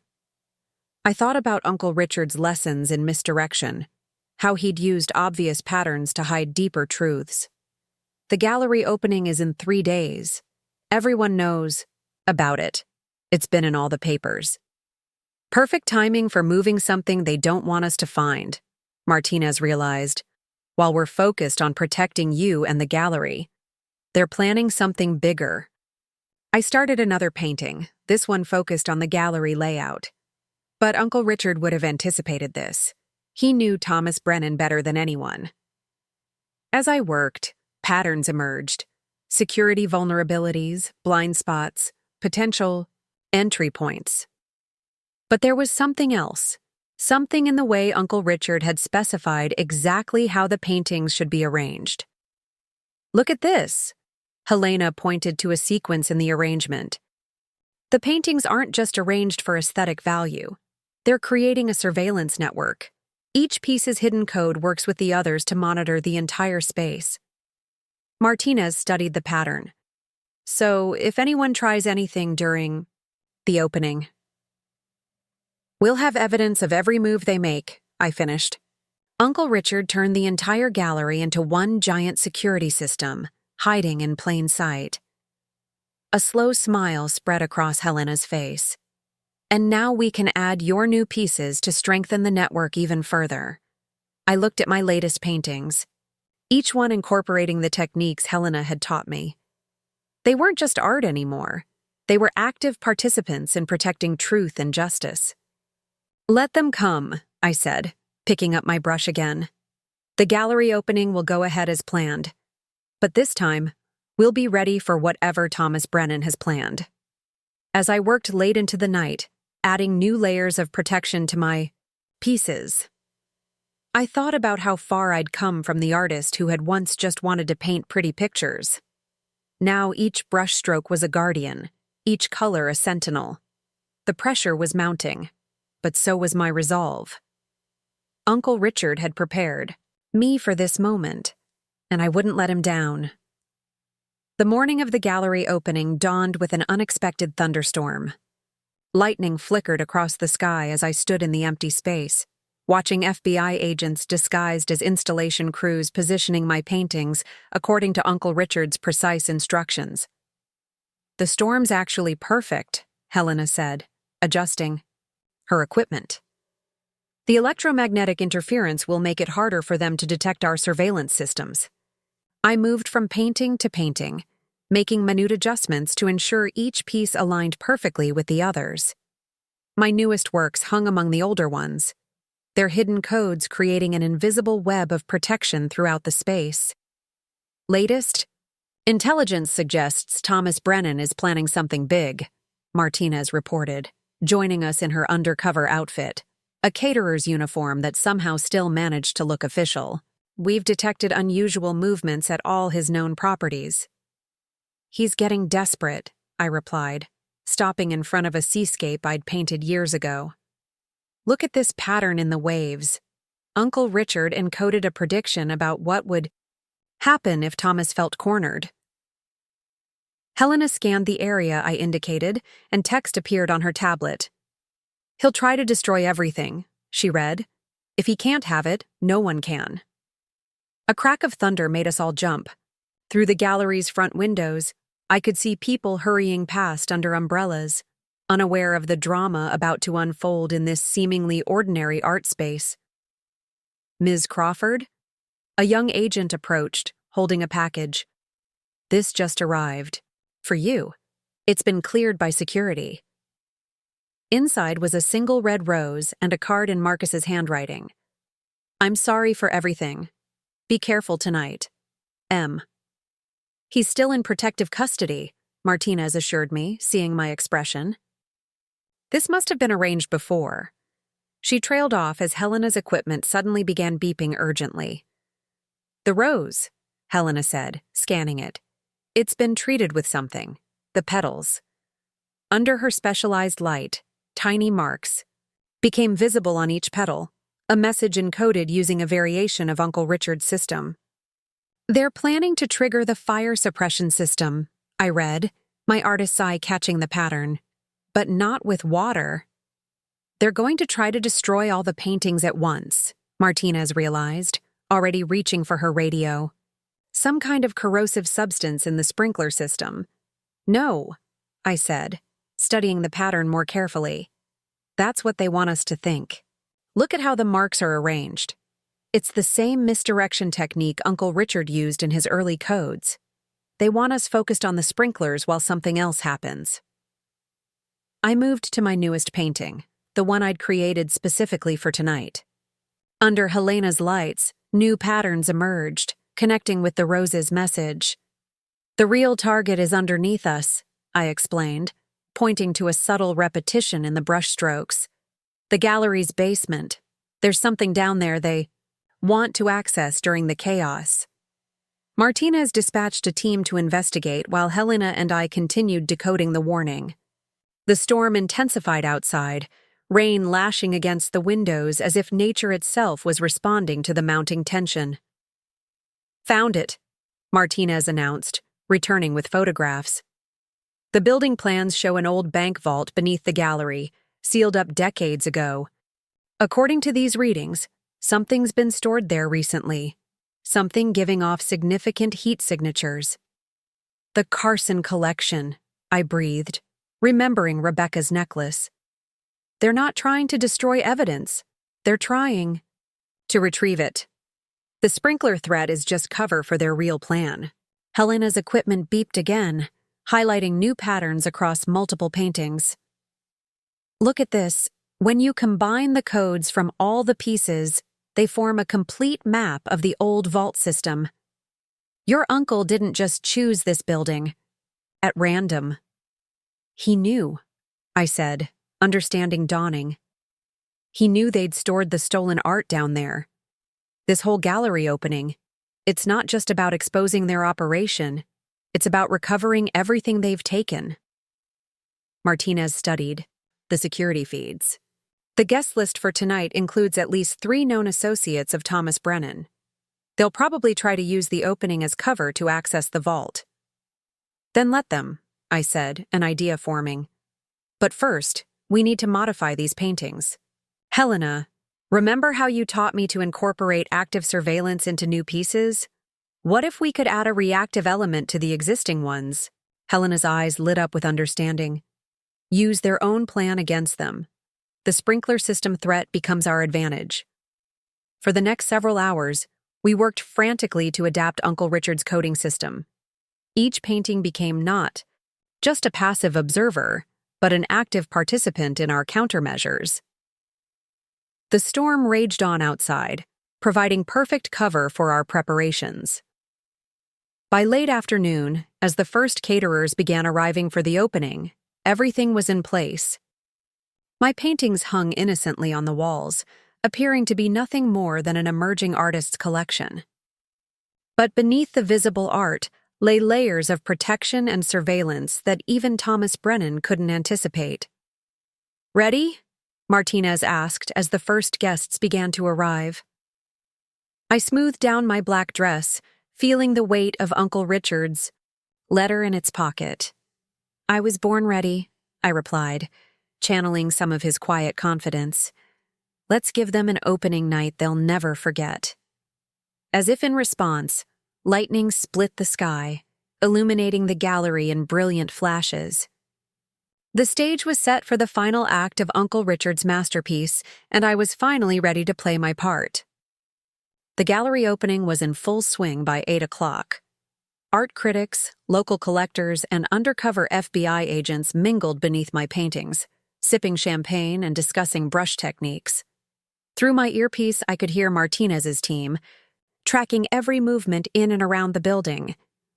Thomas Brennan just arrived, Helena's voice murmured in my ear. Back entrance, with 2 men we've identified as former military contractors. I pretended to adjust a painting, using its reflective surface to observe the room. Rebecca Pierce was already here, still wearing the stolen Carson necklace, working her way through the crowd with practiced charm. The necklace caught the light. Every time she moved, its Art Deco design a brazen reminder of what lay hidden beneath our feet. "Mr. Brennan," I said warmly as he approached, playing my role. "I'm so glad you could make it, despite everything." The unspoken reference to Marcus hung between us. Thomas Brennan looked exactly like his corporate photos, distinguished, silver-haired, radiating authority. But now I could see what Uncle Richard had seen. The calculated gleam in his eyes, the slight tension in his practiced smile. "My dear," he said, taking my hand in both of his. "How could I miss your debut? Marcus always spoke so highly of your talent." The slight pause before talent was deliberate, a subtle dig meant to unsettle me. But I'd learned too much, grown too strong to be intimidated by such tactics. "Actually," I replied, guiding him toward a specific painting, one Helena and I had modified just hours ago. "I'd love your opinion on this piece. It's about hidden depths, things lurking beneath the surface." His eyes narrowed slightly as he studied the painting, a dark seascape with mysterious shapes beneath turbulent waves. "Interesting technique," he said carefully. "The layers seem to suggest multiple interpretations." "Yes," I agreed. "Sometimes things aren't what they appear to be, like bank vaults repurposed as art storage." The change was subtle, a slight stiffening of his shoulders, a barely perceptible tightening of his jaw. Behind us, I noticed his 2 associates moving into position near the emergency exits. "You know," he said softly, dropping all pretense, "my son always said you were smarter than you appeared. I should have listened."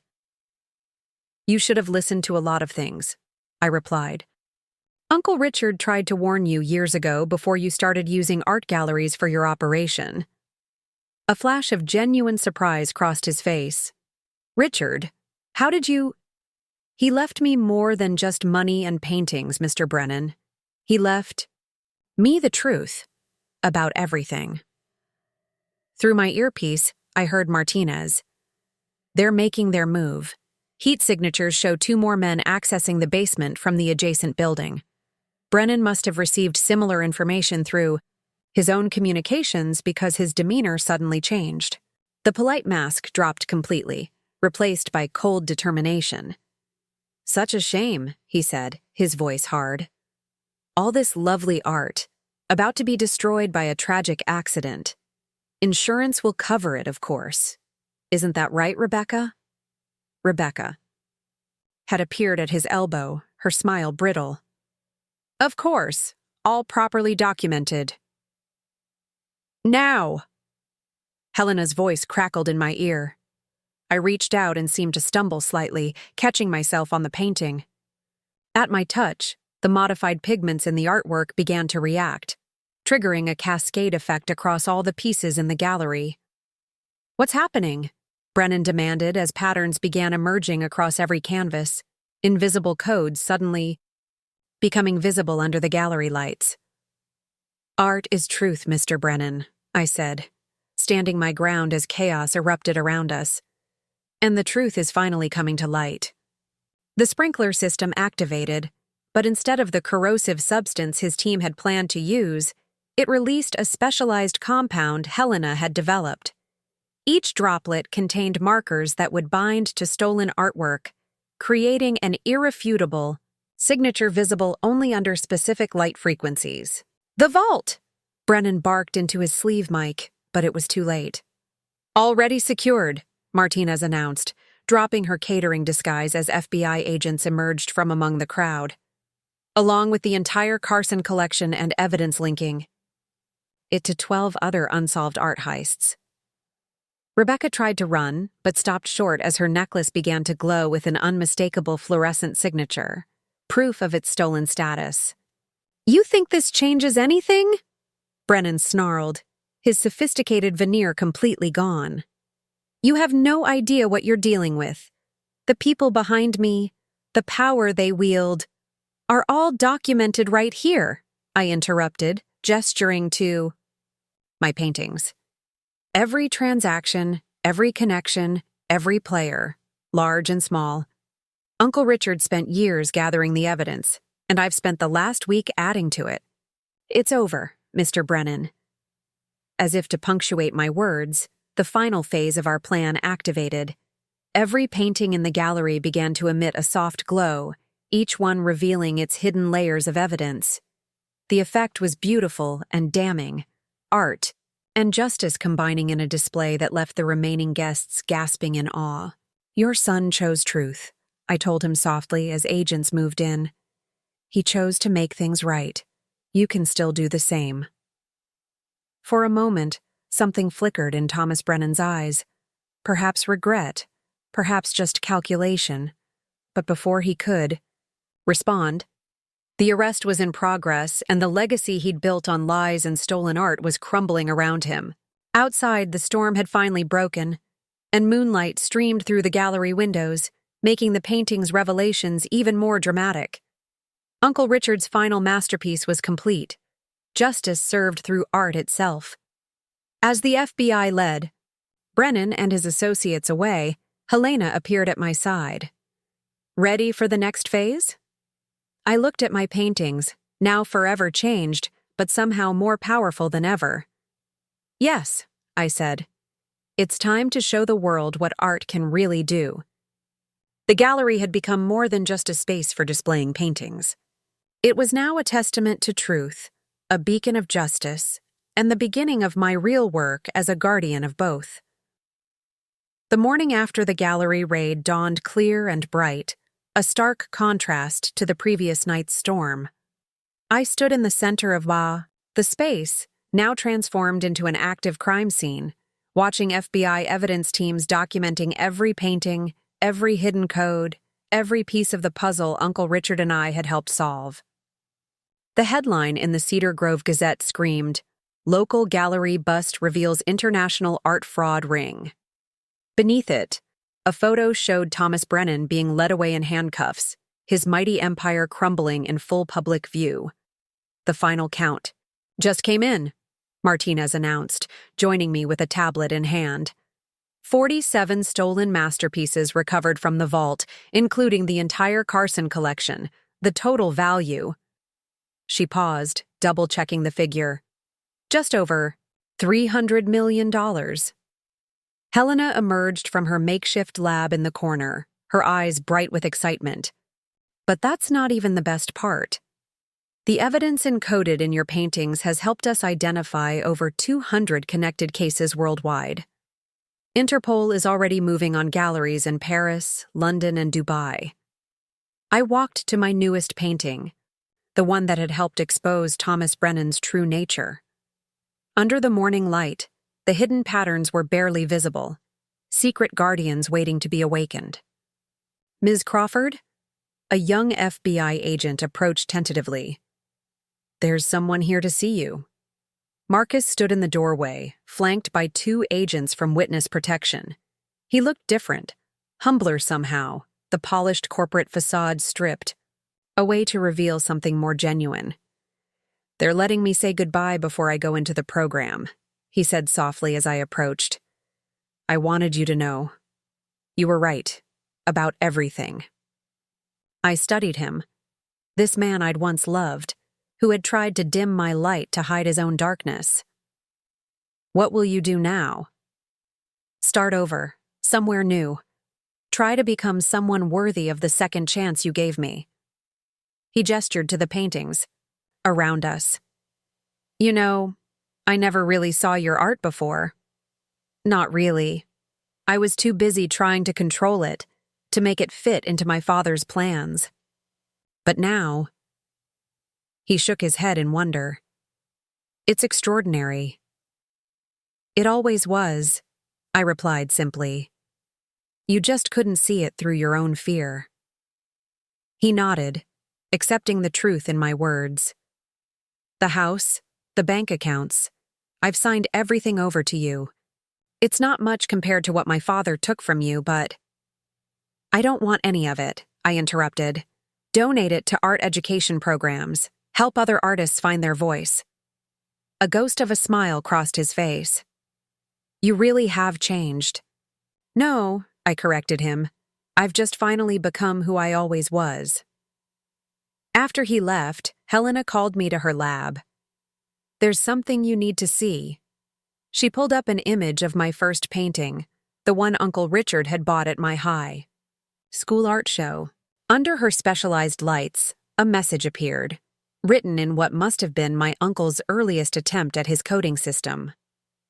My dearest Emily, if you're reading this, you've discovered your true power, the ability to see truth and make it visible to others. This gift is rare and precious.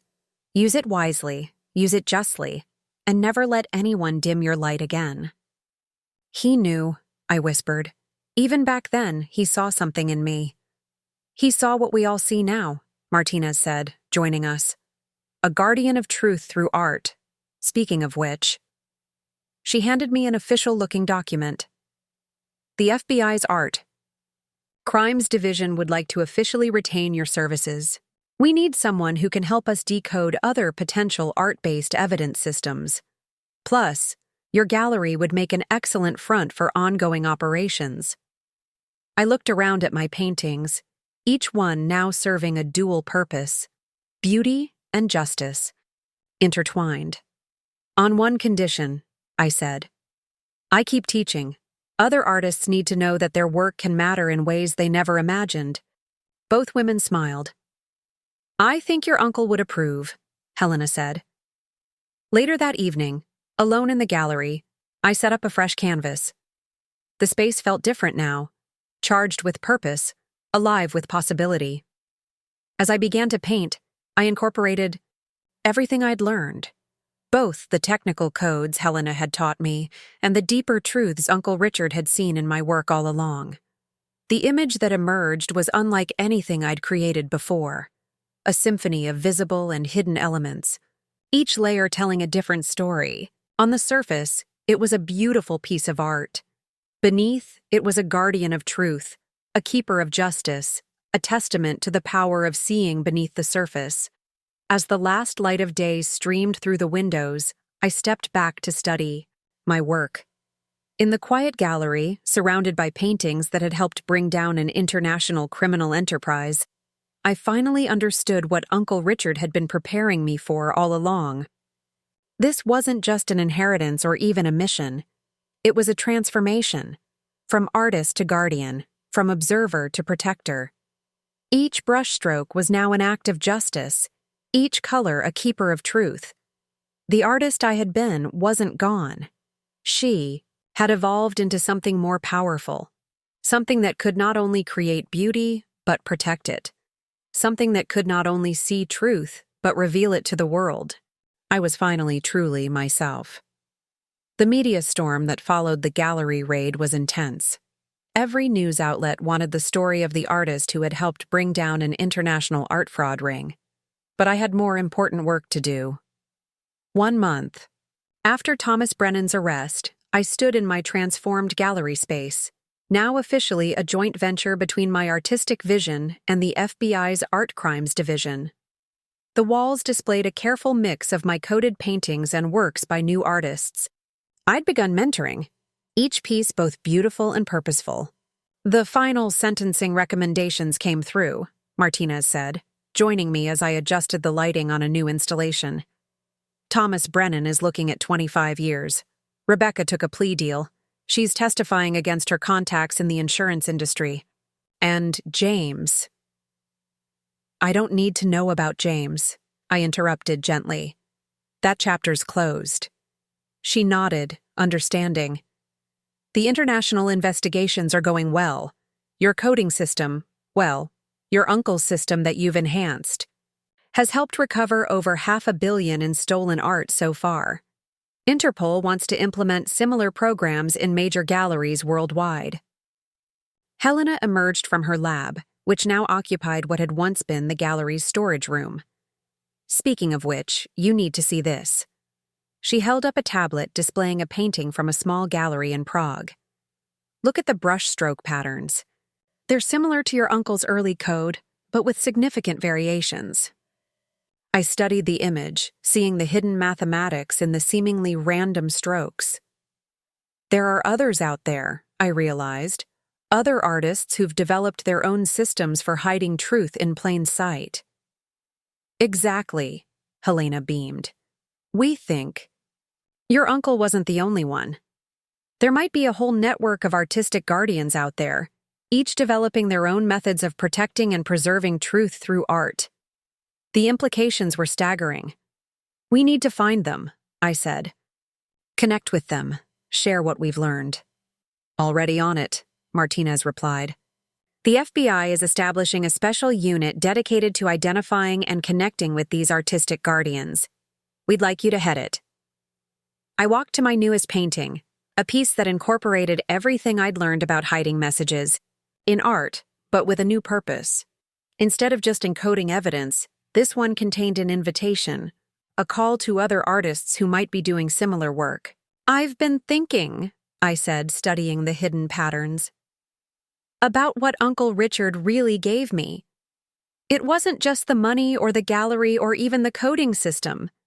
It was a way to make art matter in a way I never imagined possible. Helena moved closer to examine the painting.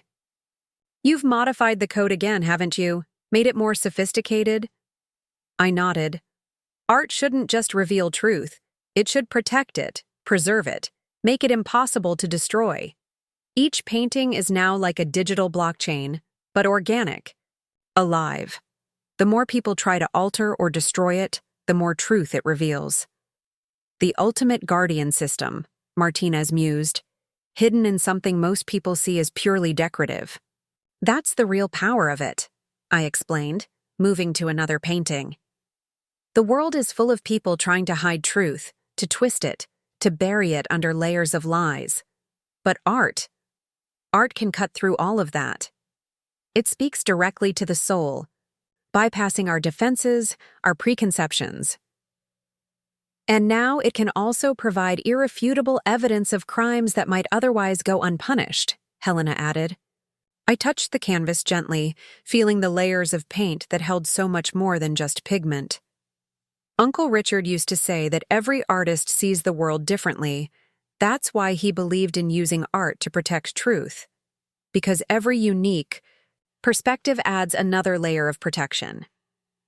A group of students arrived for my afternoon class, young artists eager to learn not just technique, but purpose. I'd been careful in selecting them, looking for the same spark Uncle Richard had seen in me, the desire to make art that mattered. Ready for today's lesson? Helena asked with a knowing smile. I picked up a brush, feeling its familiar weight, a weight that now carried so much more meaning. Today, we're going to learn about how art can change the world, one hidden truth at a time. As I began the class, I caught a glimpse of my reflection in the gallery window.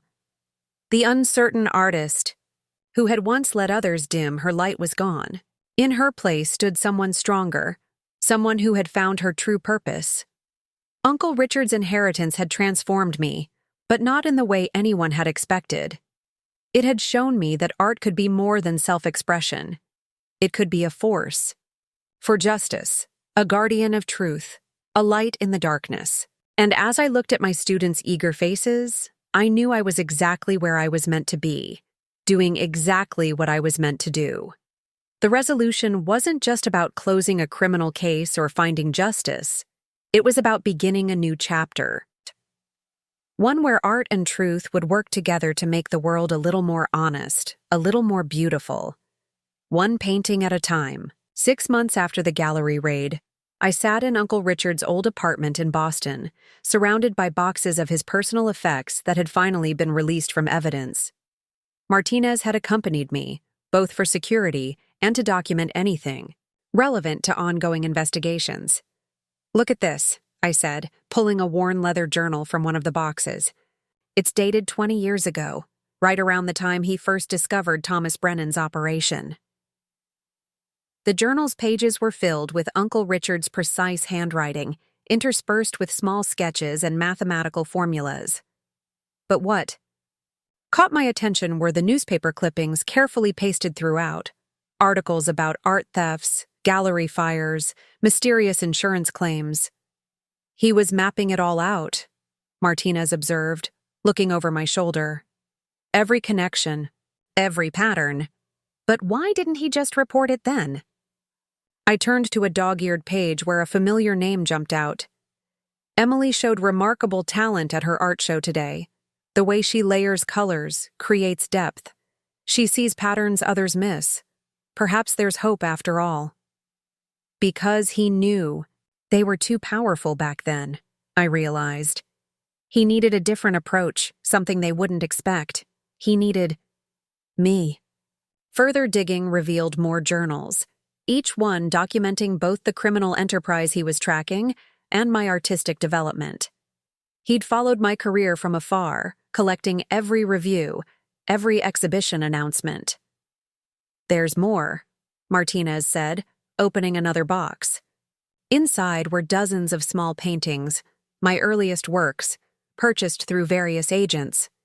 Each one showed signs of Uncle Richard's experimentation with his coding system, using my natural style as a foundation. He was learning from me while I was learning from him, I murmured, studying the hidden patterns. Every time my style evolved, his code adapted. A thick envelope at the bottom of the box caught my attention. Inside were photographs, surveillance shots of Thomas Brennan and his associates meeting with various gallery owners over the years. But mixed in were photos of me at different art shows, unaware I was being watched, protected. "Emily," Martinez called from across the room. "You need to see this." She'd found a hidden wall safe behind a painting, one of my landscapes. The combination was encoded in the brush strokes, a pattern I now recognized instantly. Inside was a single USB drive and another letter. "My dearest Emily," it began. "If you're reading this, then everything has worked exactly as planned. The evidence you helped uncover is only the beginning. There are others like Thomas Brennan, powerful people who use art to hide their crimes. But there are also others like us, guardians who use art to protect truth." I read on, my hands trembling slightly. "What you've learned about encoding evidence in art is just the foundation. This drive contains everything I discovered about other guardian systems around the world. Some use music, others use sculpture, but all serve the same purpose: to preserve truth in a world that often seems determined to bury it. You're not alone in this fight, Emily. There's a network of artistic guardians out there, waiting to connect with you. The coding system I taught you is a key that will help you find them. Look for the patterns we discussed, the hidden mathematics in seemingly random creation. They're out there, waiting. But be careful. For every guardian, there's someone trying to destroy what we protect. Your gallery is now more than just a business or even an FBI front. It's a beacon for others like us, and a warning to those who would use art for darkness. You've exceeded every hope I had for you, my dear niece. You didn't just learn to encode truth in art. You've made it your own, improved it, evolved it. The student has surpassed the teacher, as it should be. Remember, art isn't just about beauty or expression. It's about seeing the world as it truly is and helping others see it too. Every painting can be a window to truth, every brush stroke a guardian of justice. Keep painting, keep protecting, keep shining your light. All my love, Uncle Richard. Martinez examined the USB drive. This could change everything. If there really is a network of artistic guardians, then we need to find them, I finished. Connect them. Create something bigger than what Uncle Richard started. We spent hours going through the rest of the boxes, finding more pieces of the puzzle Uncle Richard had spent his life assembling. Each discovery revealed new layers of his plan, new depths to his foresight. As the sun set over Boston, casting long shadows through the apartment windows, I stood at Uncle Richard's old easel, still set up in the corner. A half-finished painting sat on it, his last work, attempting to mimic my style one final time. I picked up his brush, feeling its weight, different from my own but somehow familiar. With careful strokes, I began to complete his painting, blending my technique with his, creating something new, a bridge between past and future, between his vision and my purpose. The deeper insights weren't just about understanding Uncle Richard's plan or even the network of guardians he'd discovered. They were about understanding my own role in something far larger than I'd imagined, a legacy of artists who had chosen to use their gifts not just for beauty, but for justice. As I painted, I could almost feel Uncle Richard's presence, guiding my hand just as he had been guiding me all along, preparing me for this moment when art and truth would become one. The transition from local art teacher to leader of an international network of artistic guardians wasn't easy. 2 months after discovering Uncle Richard's USB drive, my gallery had become a hub of activity that went far beyond its public facade. "We've confirmed contact with 3 more guardians," Helena reported, one morning as I set up for what appeared to be a normal painting class. A sculptor in Vienna, a glass artist in Seattle, and a textile designer in Mumbai, each one using their own unique coding system. I nodded, arranging easels while my students filtered in. These weren't ordinary art students anymore. Each had been carefully selected after showing signs of the same ability to see and encode patterns that Uncle Richard had recognized in me. "Ms. Crawford?"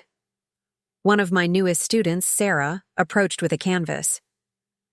"I've been practicing that layering technique you showed us, and something strange happened." The painting she showed me appeared simple, a mountain landscape at sunset. But beneath the surface, I could see her natural talent beginning to encode information unconsciously, just as I had done years ago. "Nothing strange about it," I said softly. "You're just beginning to see differently. Tell me, what made you choose these particular colors for the shadows?" As Sarah explained her choices, I exchanged glances with Helena. Another guardian was emerging, right here in our gallery. Later that afternoon, Martinez arrived with new intelligence. "The remnants of Thomas Brennan's organization are regrouping. They're trying to adapt to our methods, finding new ways to hide their transactions." "Then we'll adapt too," I replied, showing her my latest work. "Look at how the code evolves when exposed to different light frequencies. They can try to decode one layer, but there are always more beneath." The painting was part of a new series I'd been developing, pieces that appeared to change under different conditions, each state revealing new information while protecting the core truth. It was an evolution of Uncle Richard's system, but with my own innovations. "There's something else," Martinez added, her voice dropping. "We've detected unusual interest in your early works, the ones from before you knew about the coding, collectors offering astronomical sums far above their apparent value." "They're looking for patterns," Helena realized, trying to understand how the code developed. "Let them look," I said, moving to adjust the gallery's special lighting system, another innovation that helped activate and protect our coded art. Those early pieces contain truths they'll never understand without the key. The key wasn't just about mathematical patterns or special pigments. It was about intention, about the pure desire to protect truth through art. Without that, the codes were just meaningless designs. That evening, after my students had left, I received an encrypted message from the guardian in Vienna. She'd discovered something in one of her sculptures, a pattern that suggested a connection to an art theft ring we'd been tracking. "The code is evolving on its own," Helena marveled, analyzing the data. "Each guardian system is distinct but somehow compatible with the others. It's like we're creating a universal language of truth," I finished, thinking of Uncle Richard's words about art speaking directly to the soul. Working late into the night, I began a new painting, one that would serve as both a test and a message to our growing network. Each brushstroke contained elements of every guardian system we'd discovered, woven together into something entirely new. "You know they'll keep coming after us," Martinez said, watching me work. "People like Thomas Brennan, who see art only as a tool for deception." "Let them come," I replied, adding layers that would only reveal themselves to those who understood our purpose. Every attempt they make to corrupt art only makes our protection stronger. I thought about Sarah and my other students, each developing their own way of seeing and protecting truth. About the guardians around the world, using their diverse artistic skills to fight deception. About Uncle Richard, who had seen this potential in me long before I understood it myself. The adjustment period wasn't just about learning new techniques or building a network. It was about accepting a role I never imagined for myself. Teacher, protector, leader of a movement that used art to safeguard truth. As I added the final touches to my painting, I could see the whole pattern coming together. Not just the coded information, but the larger picture of what we were building. A network of artists turned guardians, each contributing their unique perspective to protect something greater than themselves. The gallery, once just a dream of sharing my art, had become a fortress of truth. Every painting, every lesson, every connection we made strengthened our ability to fight those who would use art for darkness.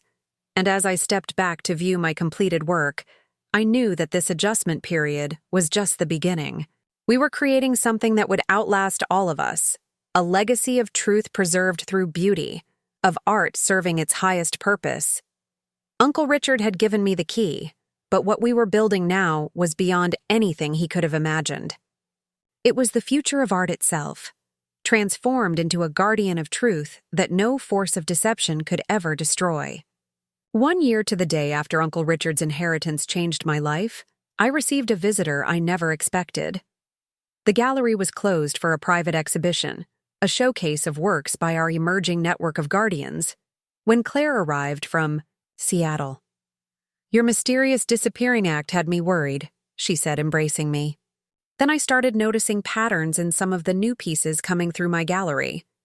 Patterns that reminded me of what you told me about that night at the motel.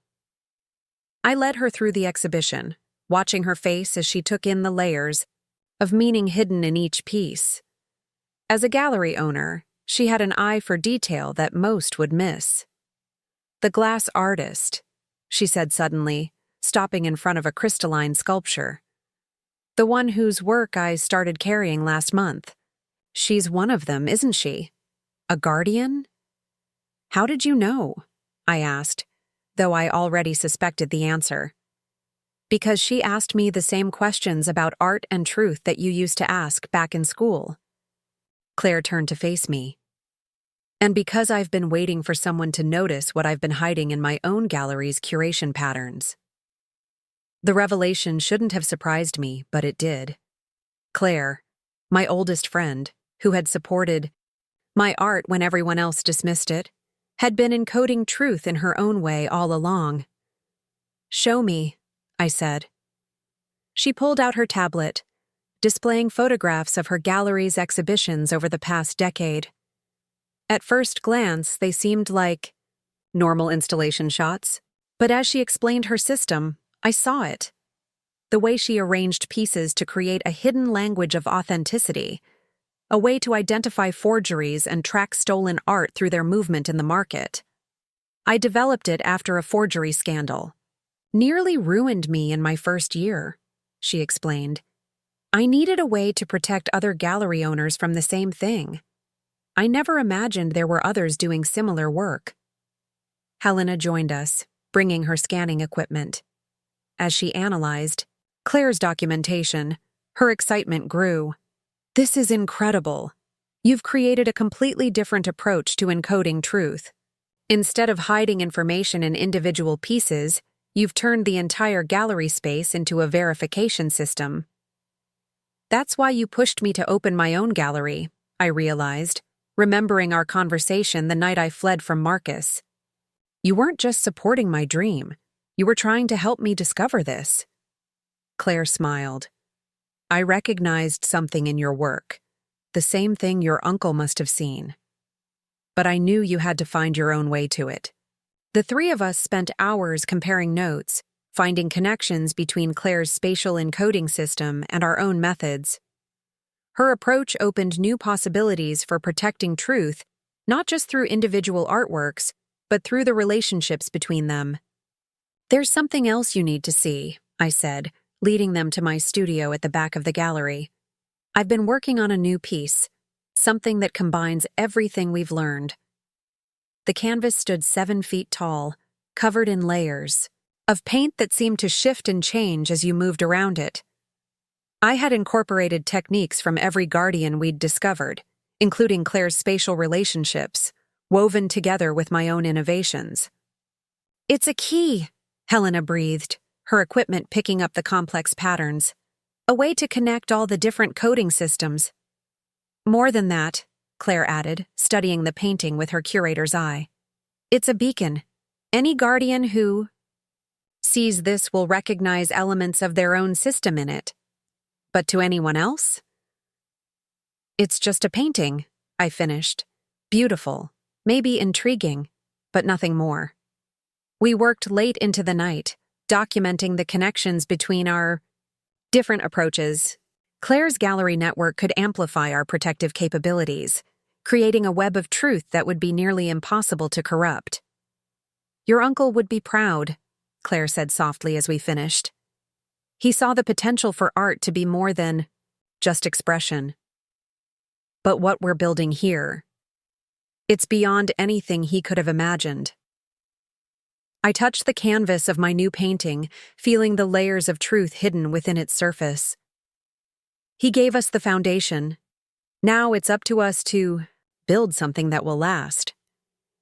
As Claire prepared to return to Seattle, now an official part of our Guardian network, she paused at the gallery door. Remember what you told me in art school? About how every artist sees the world differently? I nodded. That's our real strength, she said.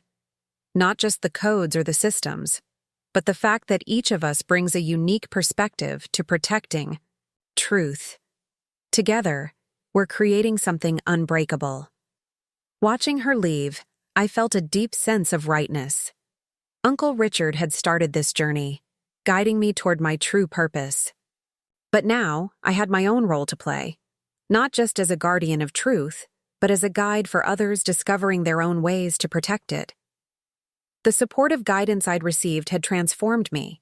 Now it was my turn to help transform others, to build a network of artists united in using their gifts to make the world a little more honest, a little more true. And as I turned back to my painting, adding another layer of protection to its surface, I knew that this was just the beginning of something much larger than any of us. A movement that would ensure truth would always find its way to the light, preserved in the very art that made life beautiful. 18 months after receiving Uncle Richard's inheritance, I stood in the center of my expanded gallery space on opening night of our most ambitious exhibition yet. Truth in Beauty, a global perspective. The show featured works from 23 guardians across 5 continents, each piece containing layers of coded truth beneath its artistic surface. The security systems are all in place, Helena whispered, adjusting the specialized lighting that helped activate our protective measures. And our new scanning technology can detect any attempt to interfere with the codes. The gallery had evolved far beyond its original design. What looked like elegant track lighting actually contained advanced monitoring equipment. The seemingly decorative wall panels housed a network of sensors that could detect even the slightest attempt to tamper with our encoded works. First guests arriving, Martinez announced through our discreet communication system, including representatives from the Louvre and the Metropolitan Museum of Art. We'd carefully vetted each invitation, knowing that this exhibition would attract attention from both legitimate art institutions and those who might wish to compromise our work. The guest list was a calculated risk, exposing our methods enough to attract potential allies while maintaining the security of our network. Sarah, my former student and now a full-fledged guardian, approached with a group of collectors. "Miss Crawford, these gentlemen are particularly interested in your latest series." I could tell from her subtle hand signal that these were the potential allies we'd been hoping to reach, curators who had discovered similar coding systems in their own collections and were seeking answers. "The interesting thing about art," I said, leading them to my newest work, "is how it can speak different truths to different viewers." The painting before us appeared to be an abstract study of light and shadow. But for those who knew what to look for, it contained a complete guide to identifying authenticated artworks within major museums worldwide. "We've noticed patterns," one of the curators said carefully, "in some of our recent acquisitions. Patterns that seem to respond to certain conditions." "Art has always been about more than what we see on the surface," I replied, using our network's coded language. "Sometimes it protects its own truth." Understanding flickered in their eyes. More potential allies for our growing movement. Across the room, Claire was conducting her own subtle recruitment, her trained curator's eye identifying those who might have already discovered pieces of our puzzle. Her gallery network had become instrumental in connecting guardians across the globe. "Emergency alert," Helena's voice came through my earpiece. "We've detected unauthorized scanning attempts on the west wall." I moved casually in that direction, engaging with guests while observing the situation. A man in an expensive suit was standing too close to one of our most sensitive pieces, a small device barely visible in his hand. "Allow me to tell you about this particular work," I said, stepping between him and the painting.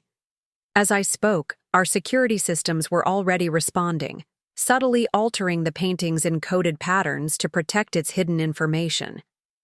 "The man smiled tightly, pocketing his device. "Fascinating technique. The interplay of light and shadow reminds me of some pieces I recently encountered in Dubai, where Thomas Brennan's organization had maintained one of their largest operations. This was no ordinary art enthusiast. Art does have a way of connecting different parts of the world," I replied smoothly, as Martinez's team moved into position around the gallery. "Though sometimes those connections can be rather enlightening." He got the message. Within minutes, he had made his excuses and left, but not before our systems had recorded everything about him and his scanning device. "That's the third attempt this month," Helena noted as she joined me. "They're getting more sophisticated."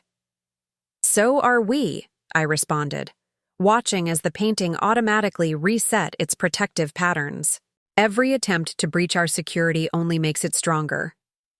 Later that night, after the last guests had left, I gathered with my core team, Helena, Martinez, Claire, and Sarah, in my private studio.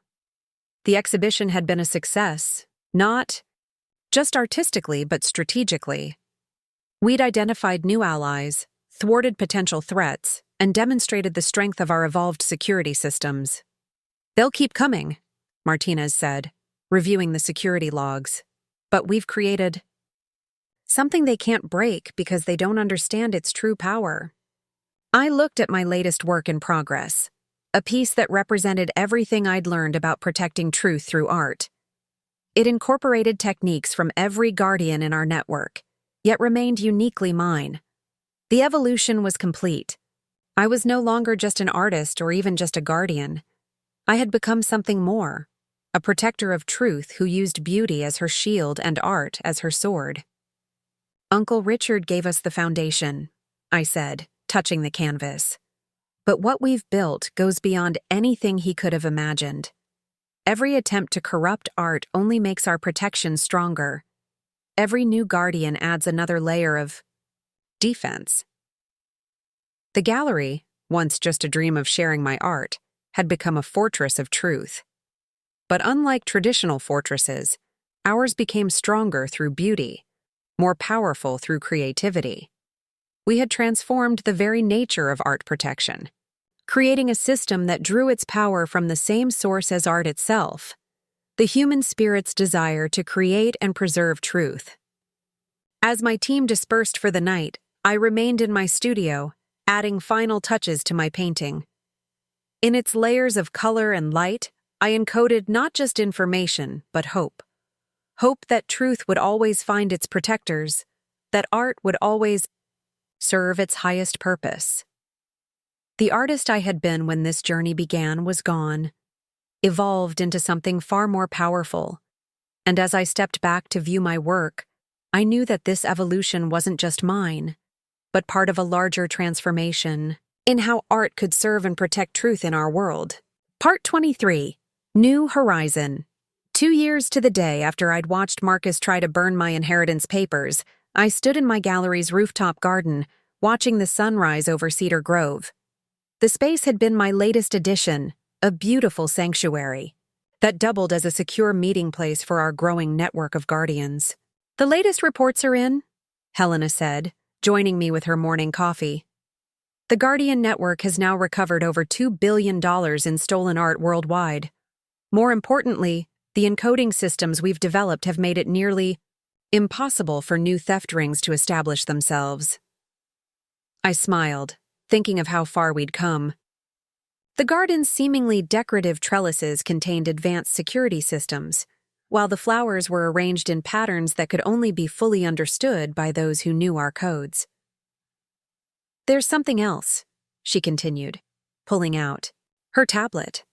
"Remember that painting you did 6 months ago, the one that served as a beacon for other guardians?" "Of course. It worked better than we imagined. We've identified 37 new potential guardians across the globe, artists who've been developing their own protection systems in isolation, just like your uncle did." The morning light caught the dew on the garden's flowers, creating rainbow patterns that reminded me of our encoded paintings below. Each guardian brought their own perspective, their own way of protecting truth through beauty. Together, we were creating something that would outlast all of us. Martinez arrived, looking pleased. "The FBI's new Artistic Truth Protection Division is officially operational. They're requesting your guidance on establishing similar units in other countries." "What about the educational program?" I asked, thinking of my growing number of students. 17 countries have expressed interest in implementing it," Helena replied. "They recognize that the future of art protection lies in nurturing new guardians, not just in technology." We made our way down to the main gallery space, where Sarah was preparing for her first solo exhibition. Her work had evolved remarkably, incorporating protection systems she'd developed herself while maintaining the pure artistic vision that made her pieces powerful. "Ms. Crawford," she called out, adjusting one of her paintings. "I think I've found a way to make the codes adapt in real time to attempted breaches. Want to see?" As she demonstrated her innovation, I felt a profound sense of rightness. This was what Uncle Richard had envisioned. Not just a system for protecting truth, but a living, evolving network of artists who would continue to innovate and adapt. Claire joined us via video call from her Seattle gallery. "The West Coast Network is expanding," she reported. "We've identified 3 new guardians in the Pacific Northwest alone, and the spatial encoding system is being implemented in galleries across Asia." Looking around at my team, at the artists, technicians, and investigators who had become family, I felt Uncle Richard's presence stronger than ever. He had given me more than an inheritance. He had given me a purpose that combined my love of art with a mission to protect truth. "There's something else you should see," Helena said, leading me to my private studio. She pulled up a global map on her specialized display. "These are all the locations where our encoded art is now actively protecting truth." The map was dotted with points of light, each representing a piece of art that carried our protective codes. They formed a web of truth spanning the globe, growing stronger with each new guardian who joined our cause. "And this," she added, switching to another display, "is what we've prevented in the past year alone." The list was staggering: attempted art thefts, fraud schemes, money laundering operations, all thwarted by our network of artistic guardians. "You've created something remarkable," Martinez observed. "Something that will continue growing and evolving long after we're gone." "We all created it," I corrected her. "Every guardian, every student, every person who believes in protecting truth through beauty. Uncle Richard just showed us the way." As the morning light filled the gallery, I walked to my latest work in progress, a piece that would serve as both art and teaching tool for the next generation of guardians. In its layers, I encoded not just protection systems but hope for the future, a future where art would always serve its highest purpose. The journey that began with burned inheritance papers had led to something far greater than I could have imagined. We had transformed art itself into a guardian of truth, creating a legacy that would continue to evolve and protect for generations to come. Looking out over my gallery, my fortress of truth and beauty, I knew this wasn't an ending, but a beginning. Each new day brought new challenges, new innovations, new guardians joining our cause. The horizon was bright with possibility, and we were ready to meet it. Uncle Richard had once written that art could change the world. He was right, but not in the way anyone expected. We had changed it not through revolution or force, but through beauty and truth, one painting at a time. And as I picked up my brush to continue work on my latest piece, I knew that this was just the beginning of our story. The future stretched out before us, full of promise and possibility, waiting to be painted with the colors of truth and protected by the power of art. The end.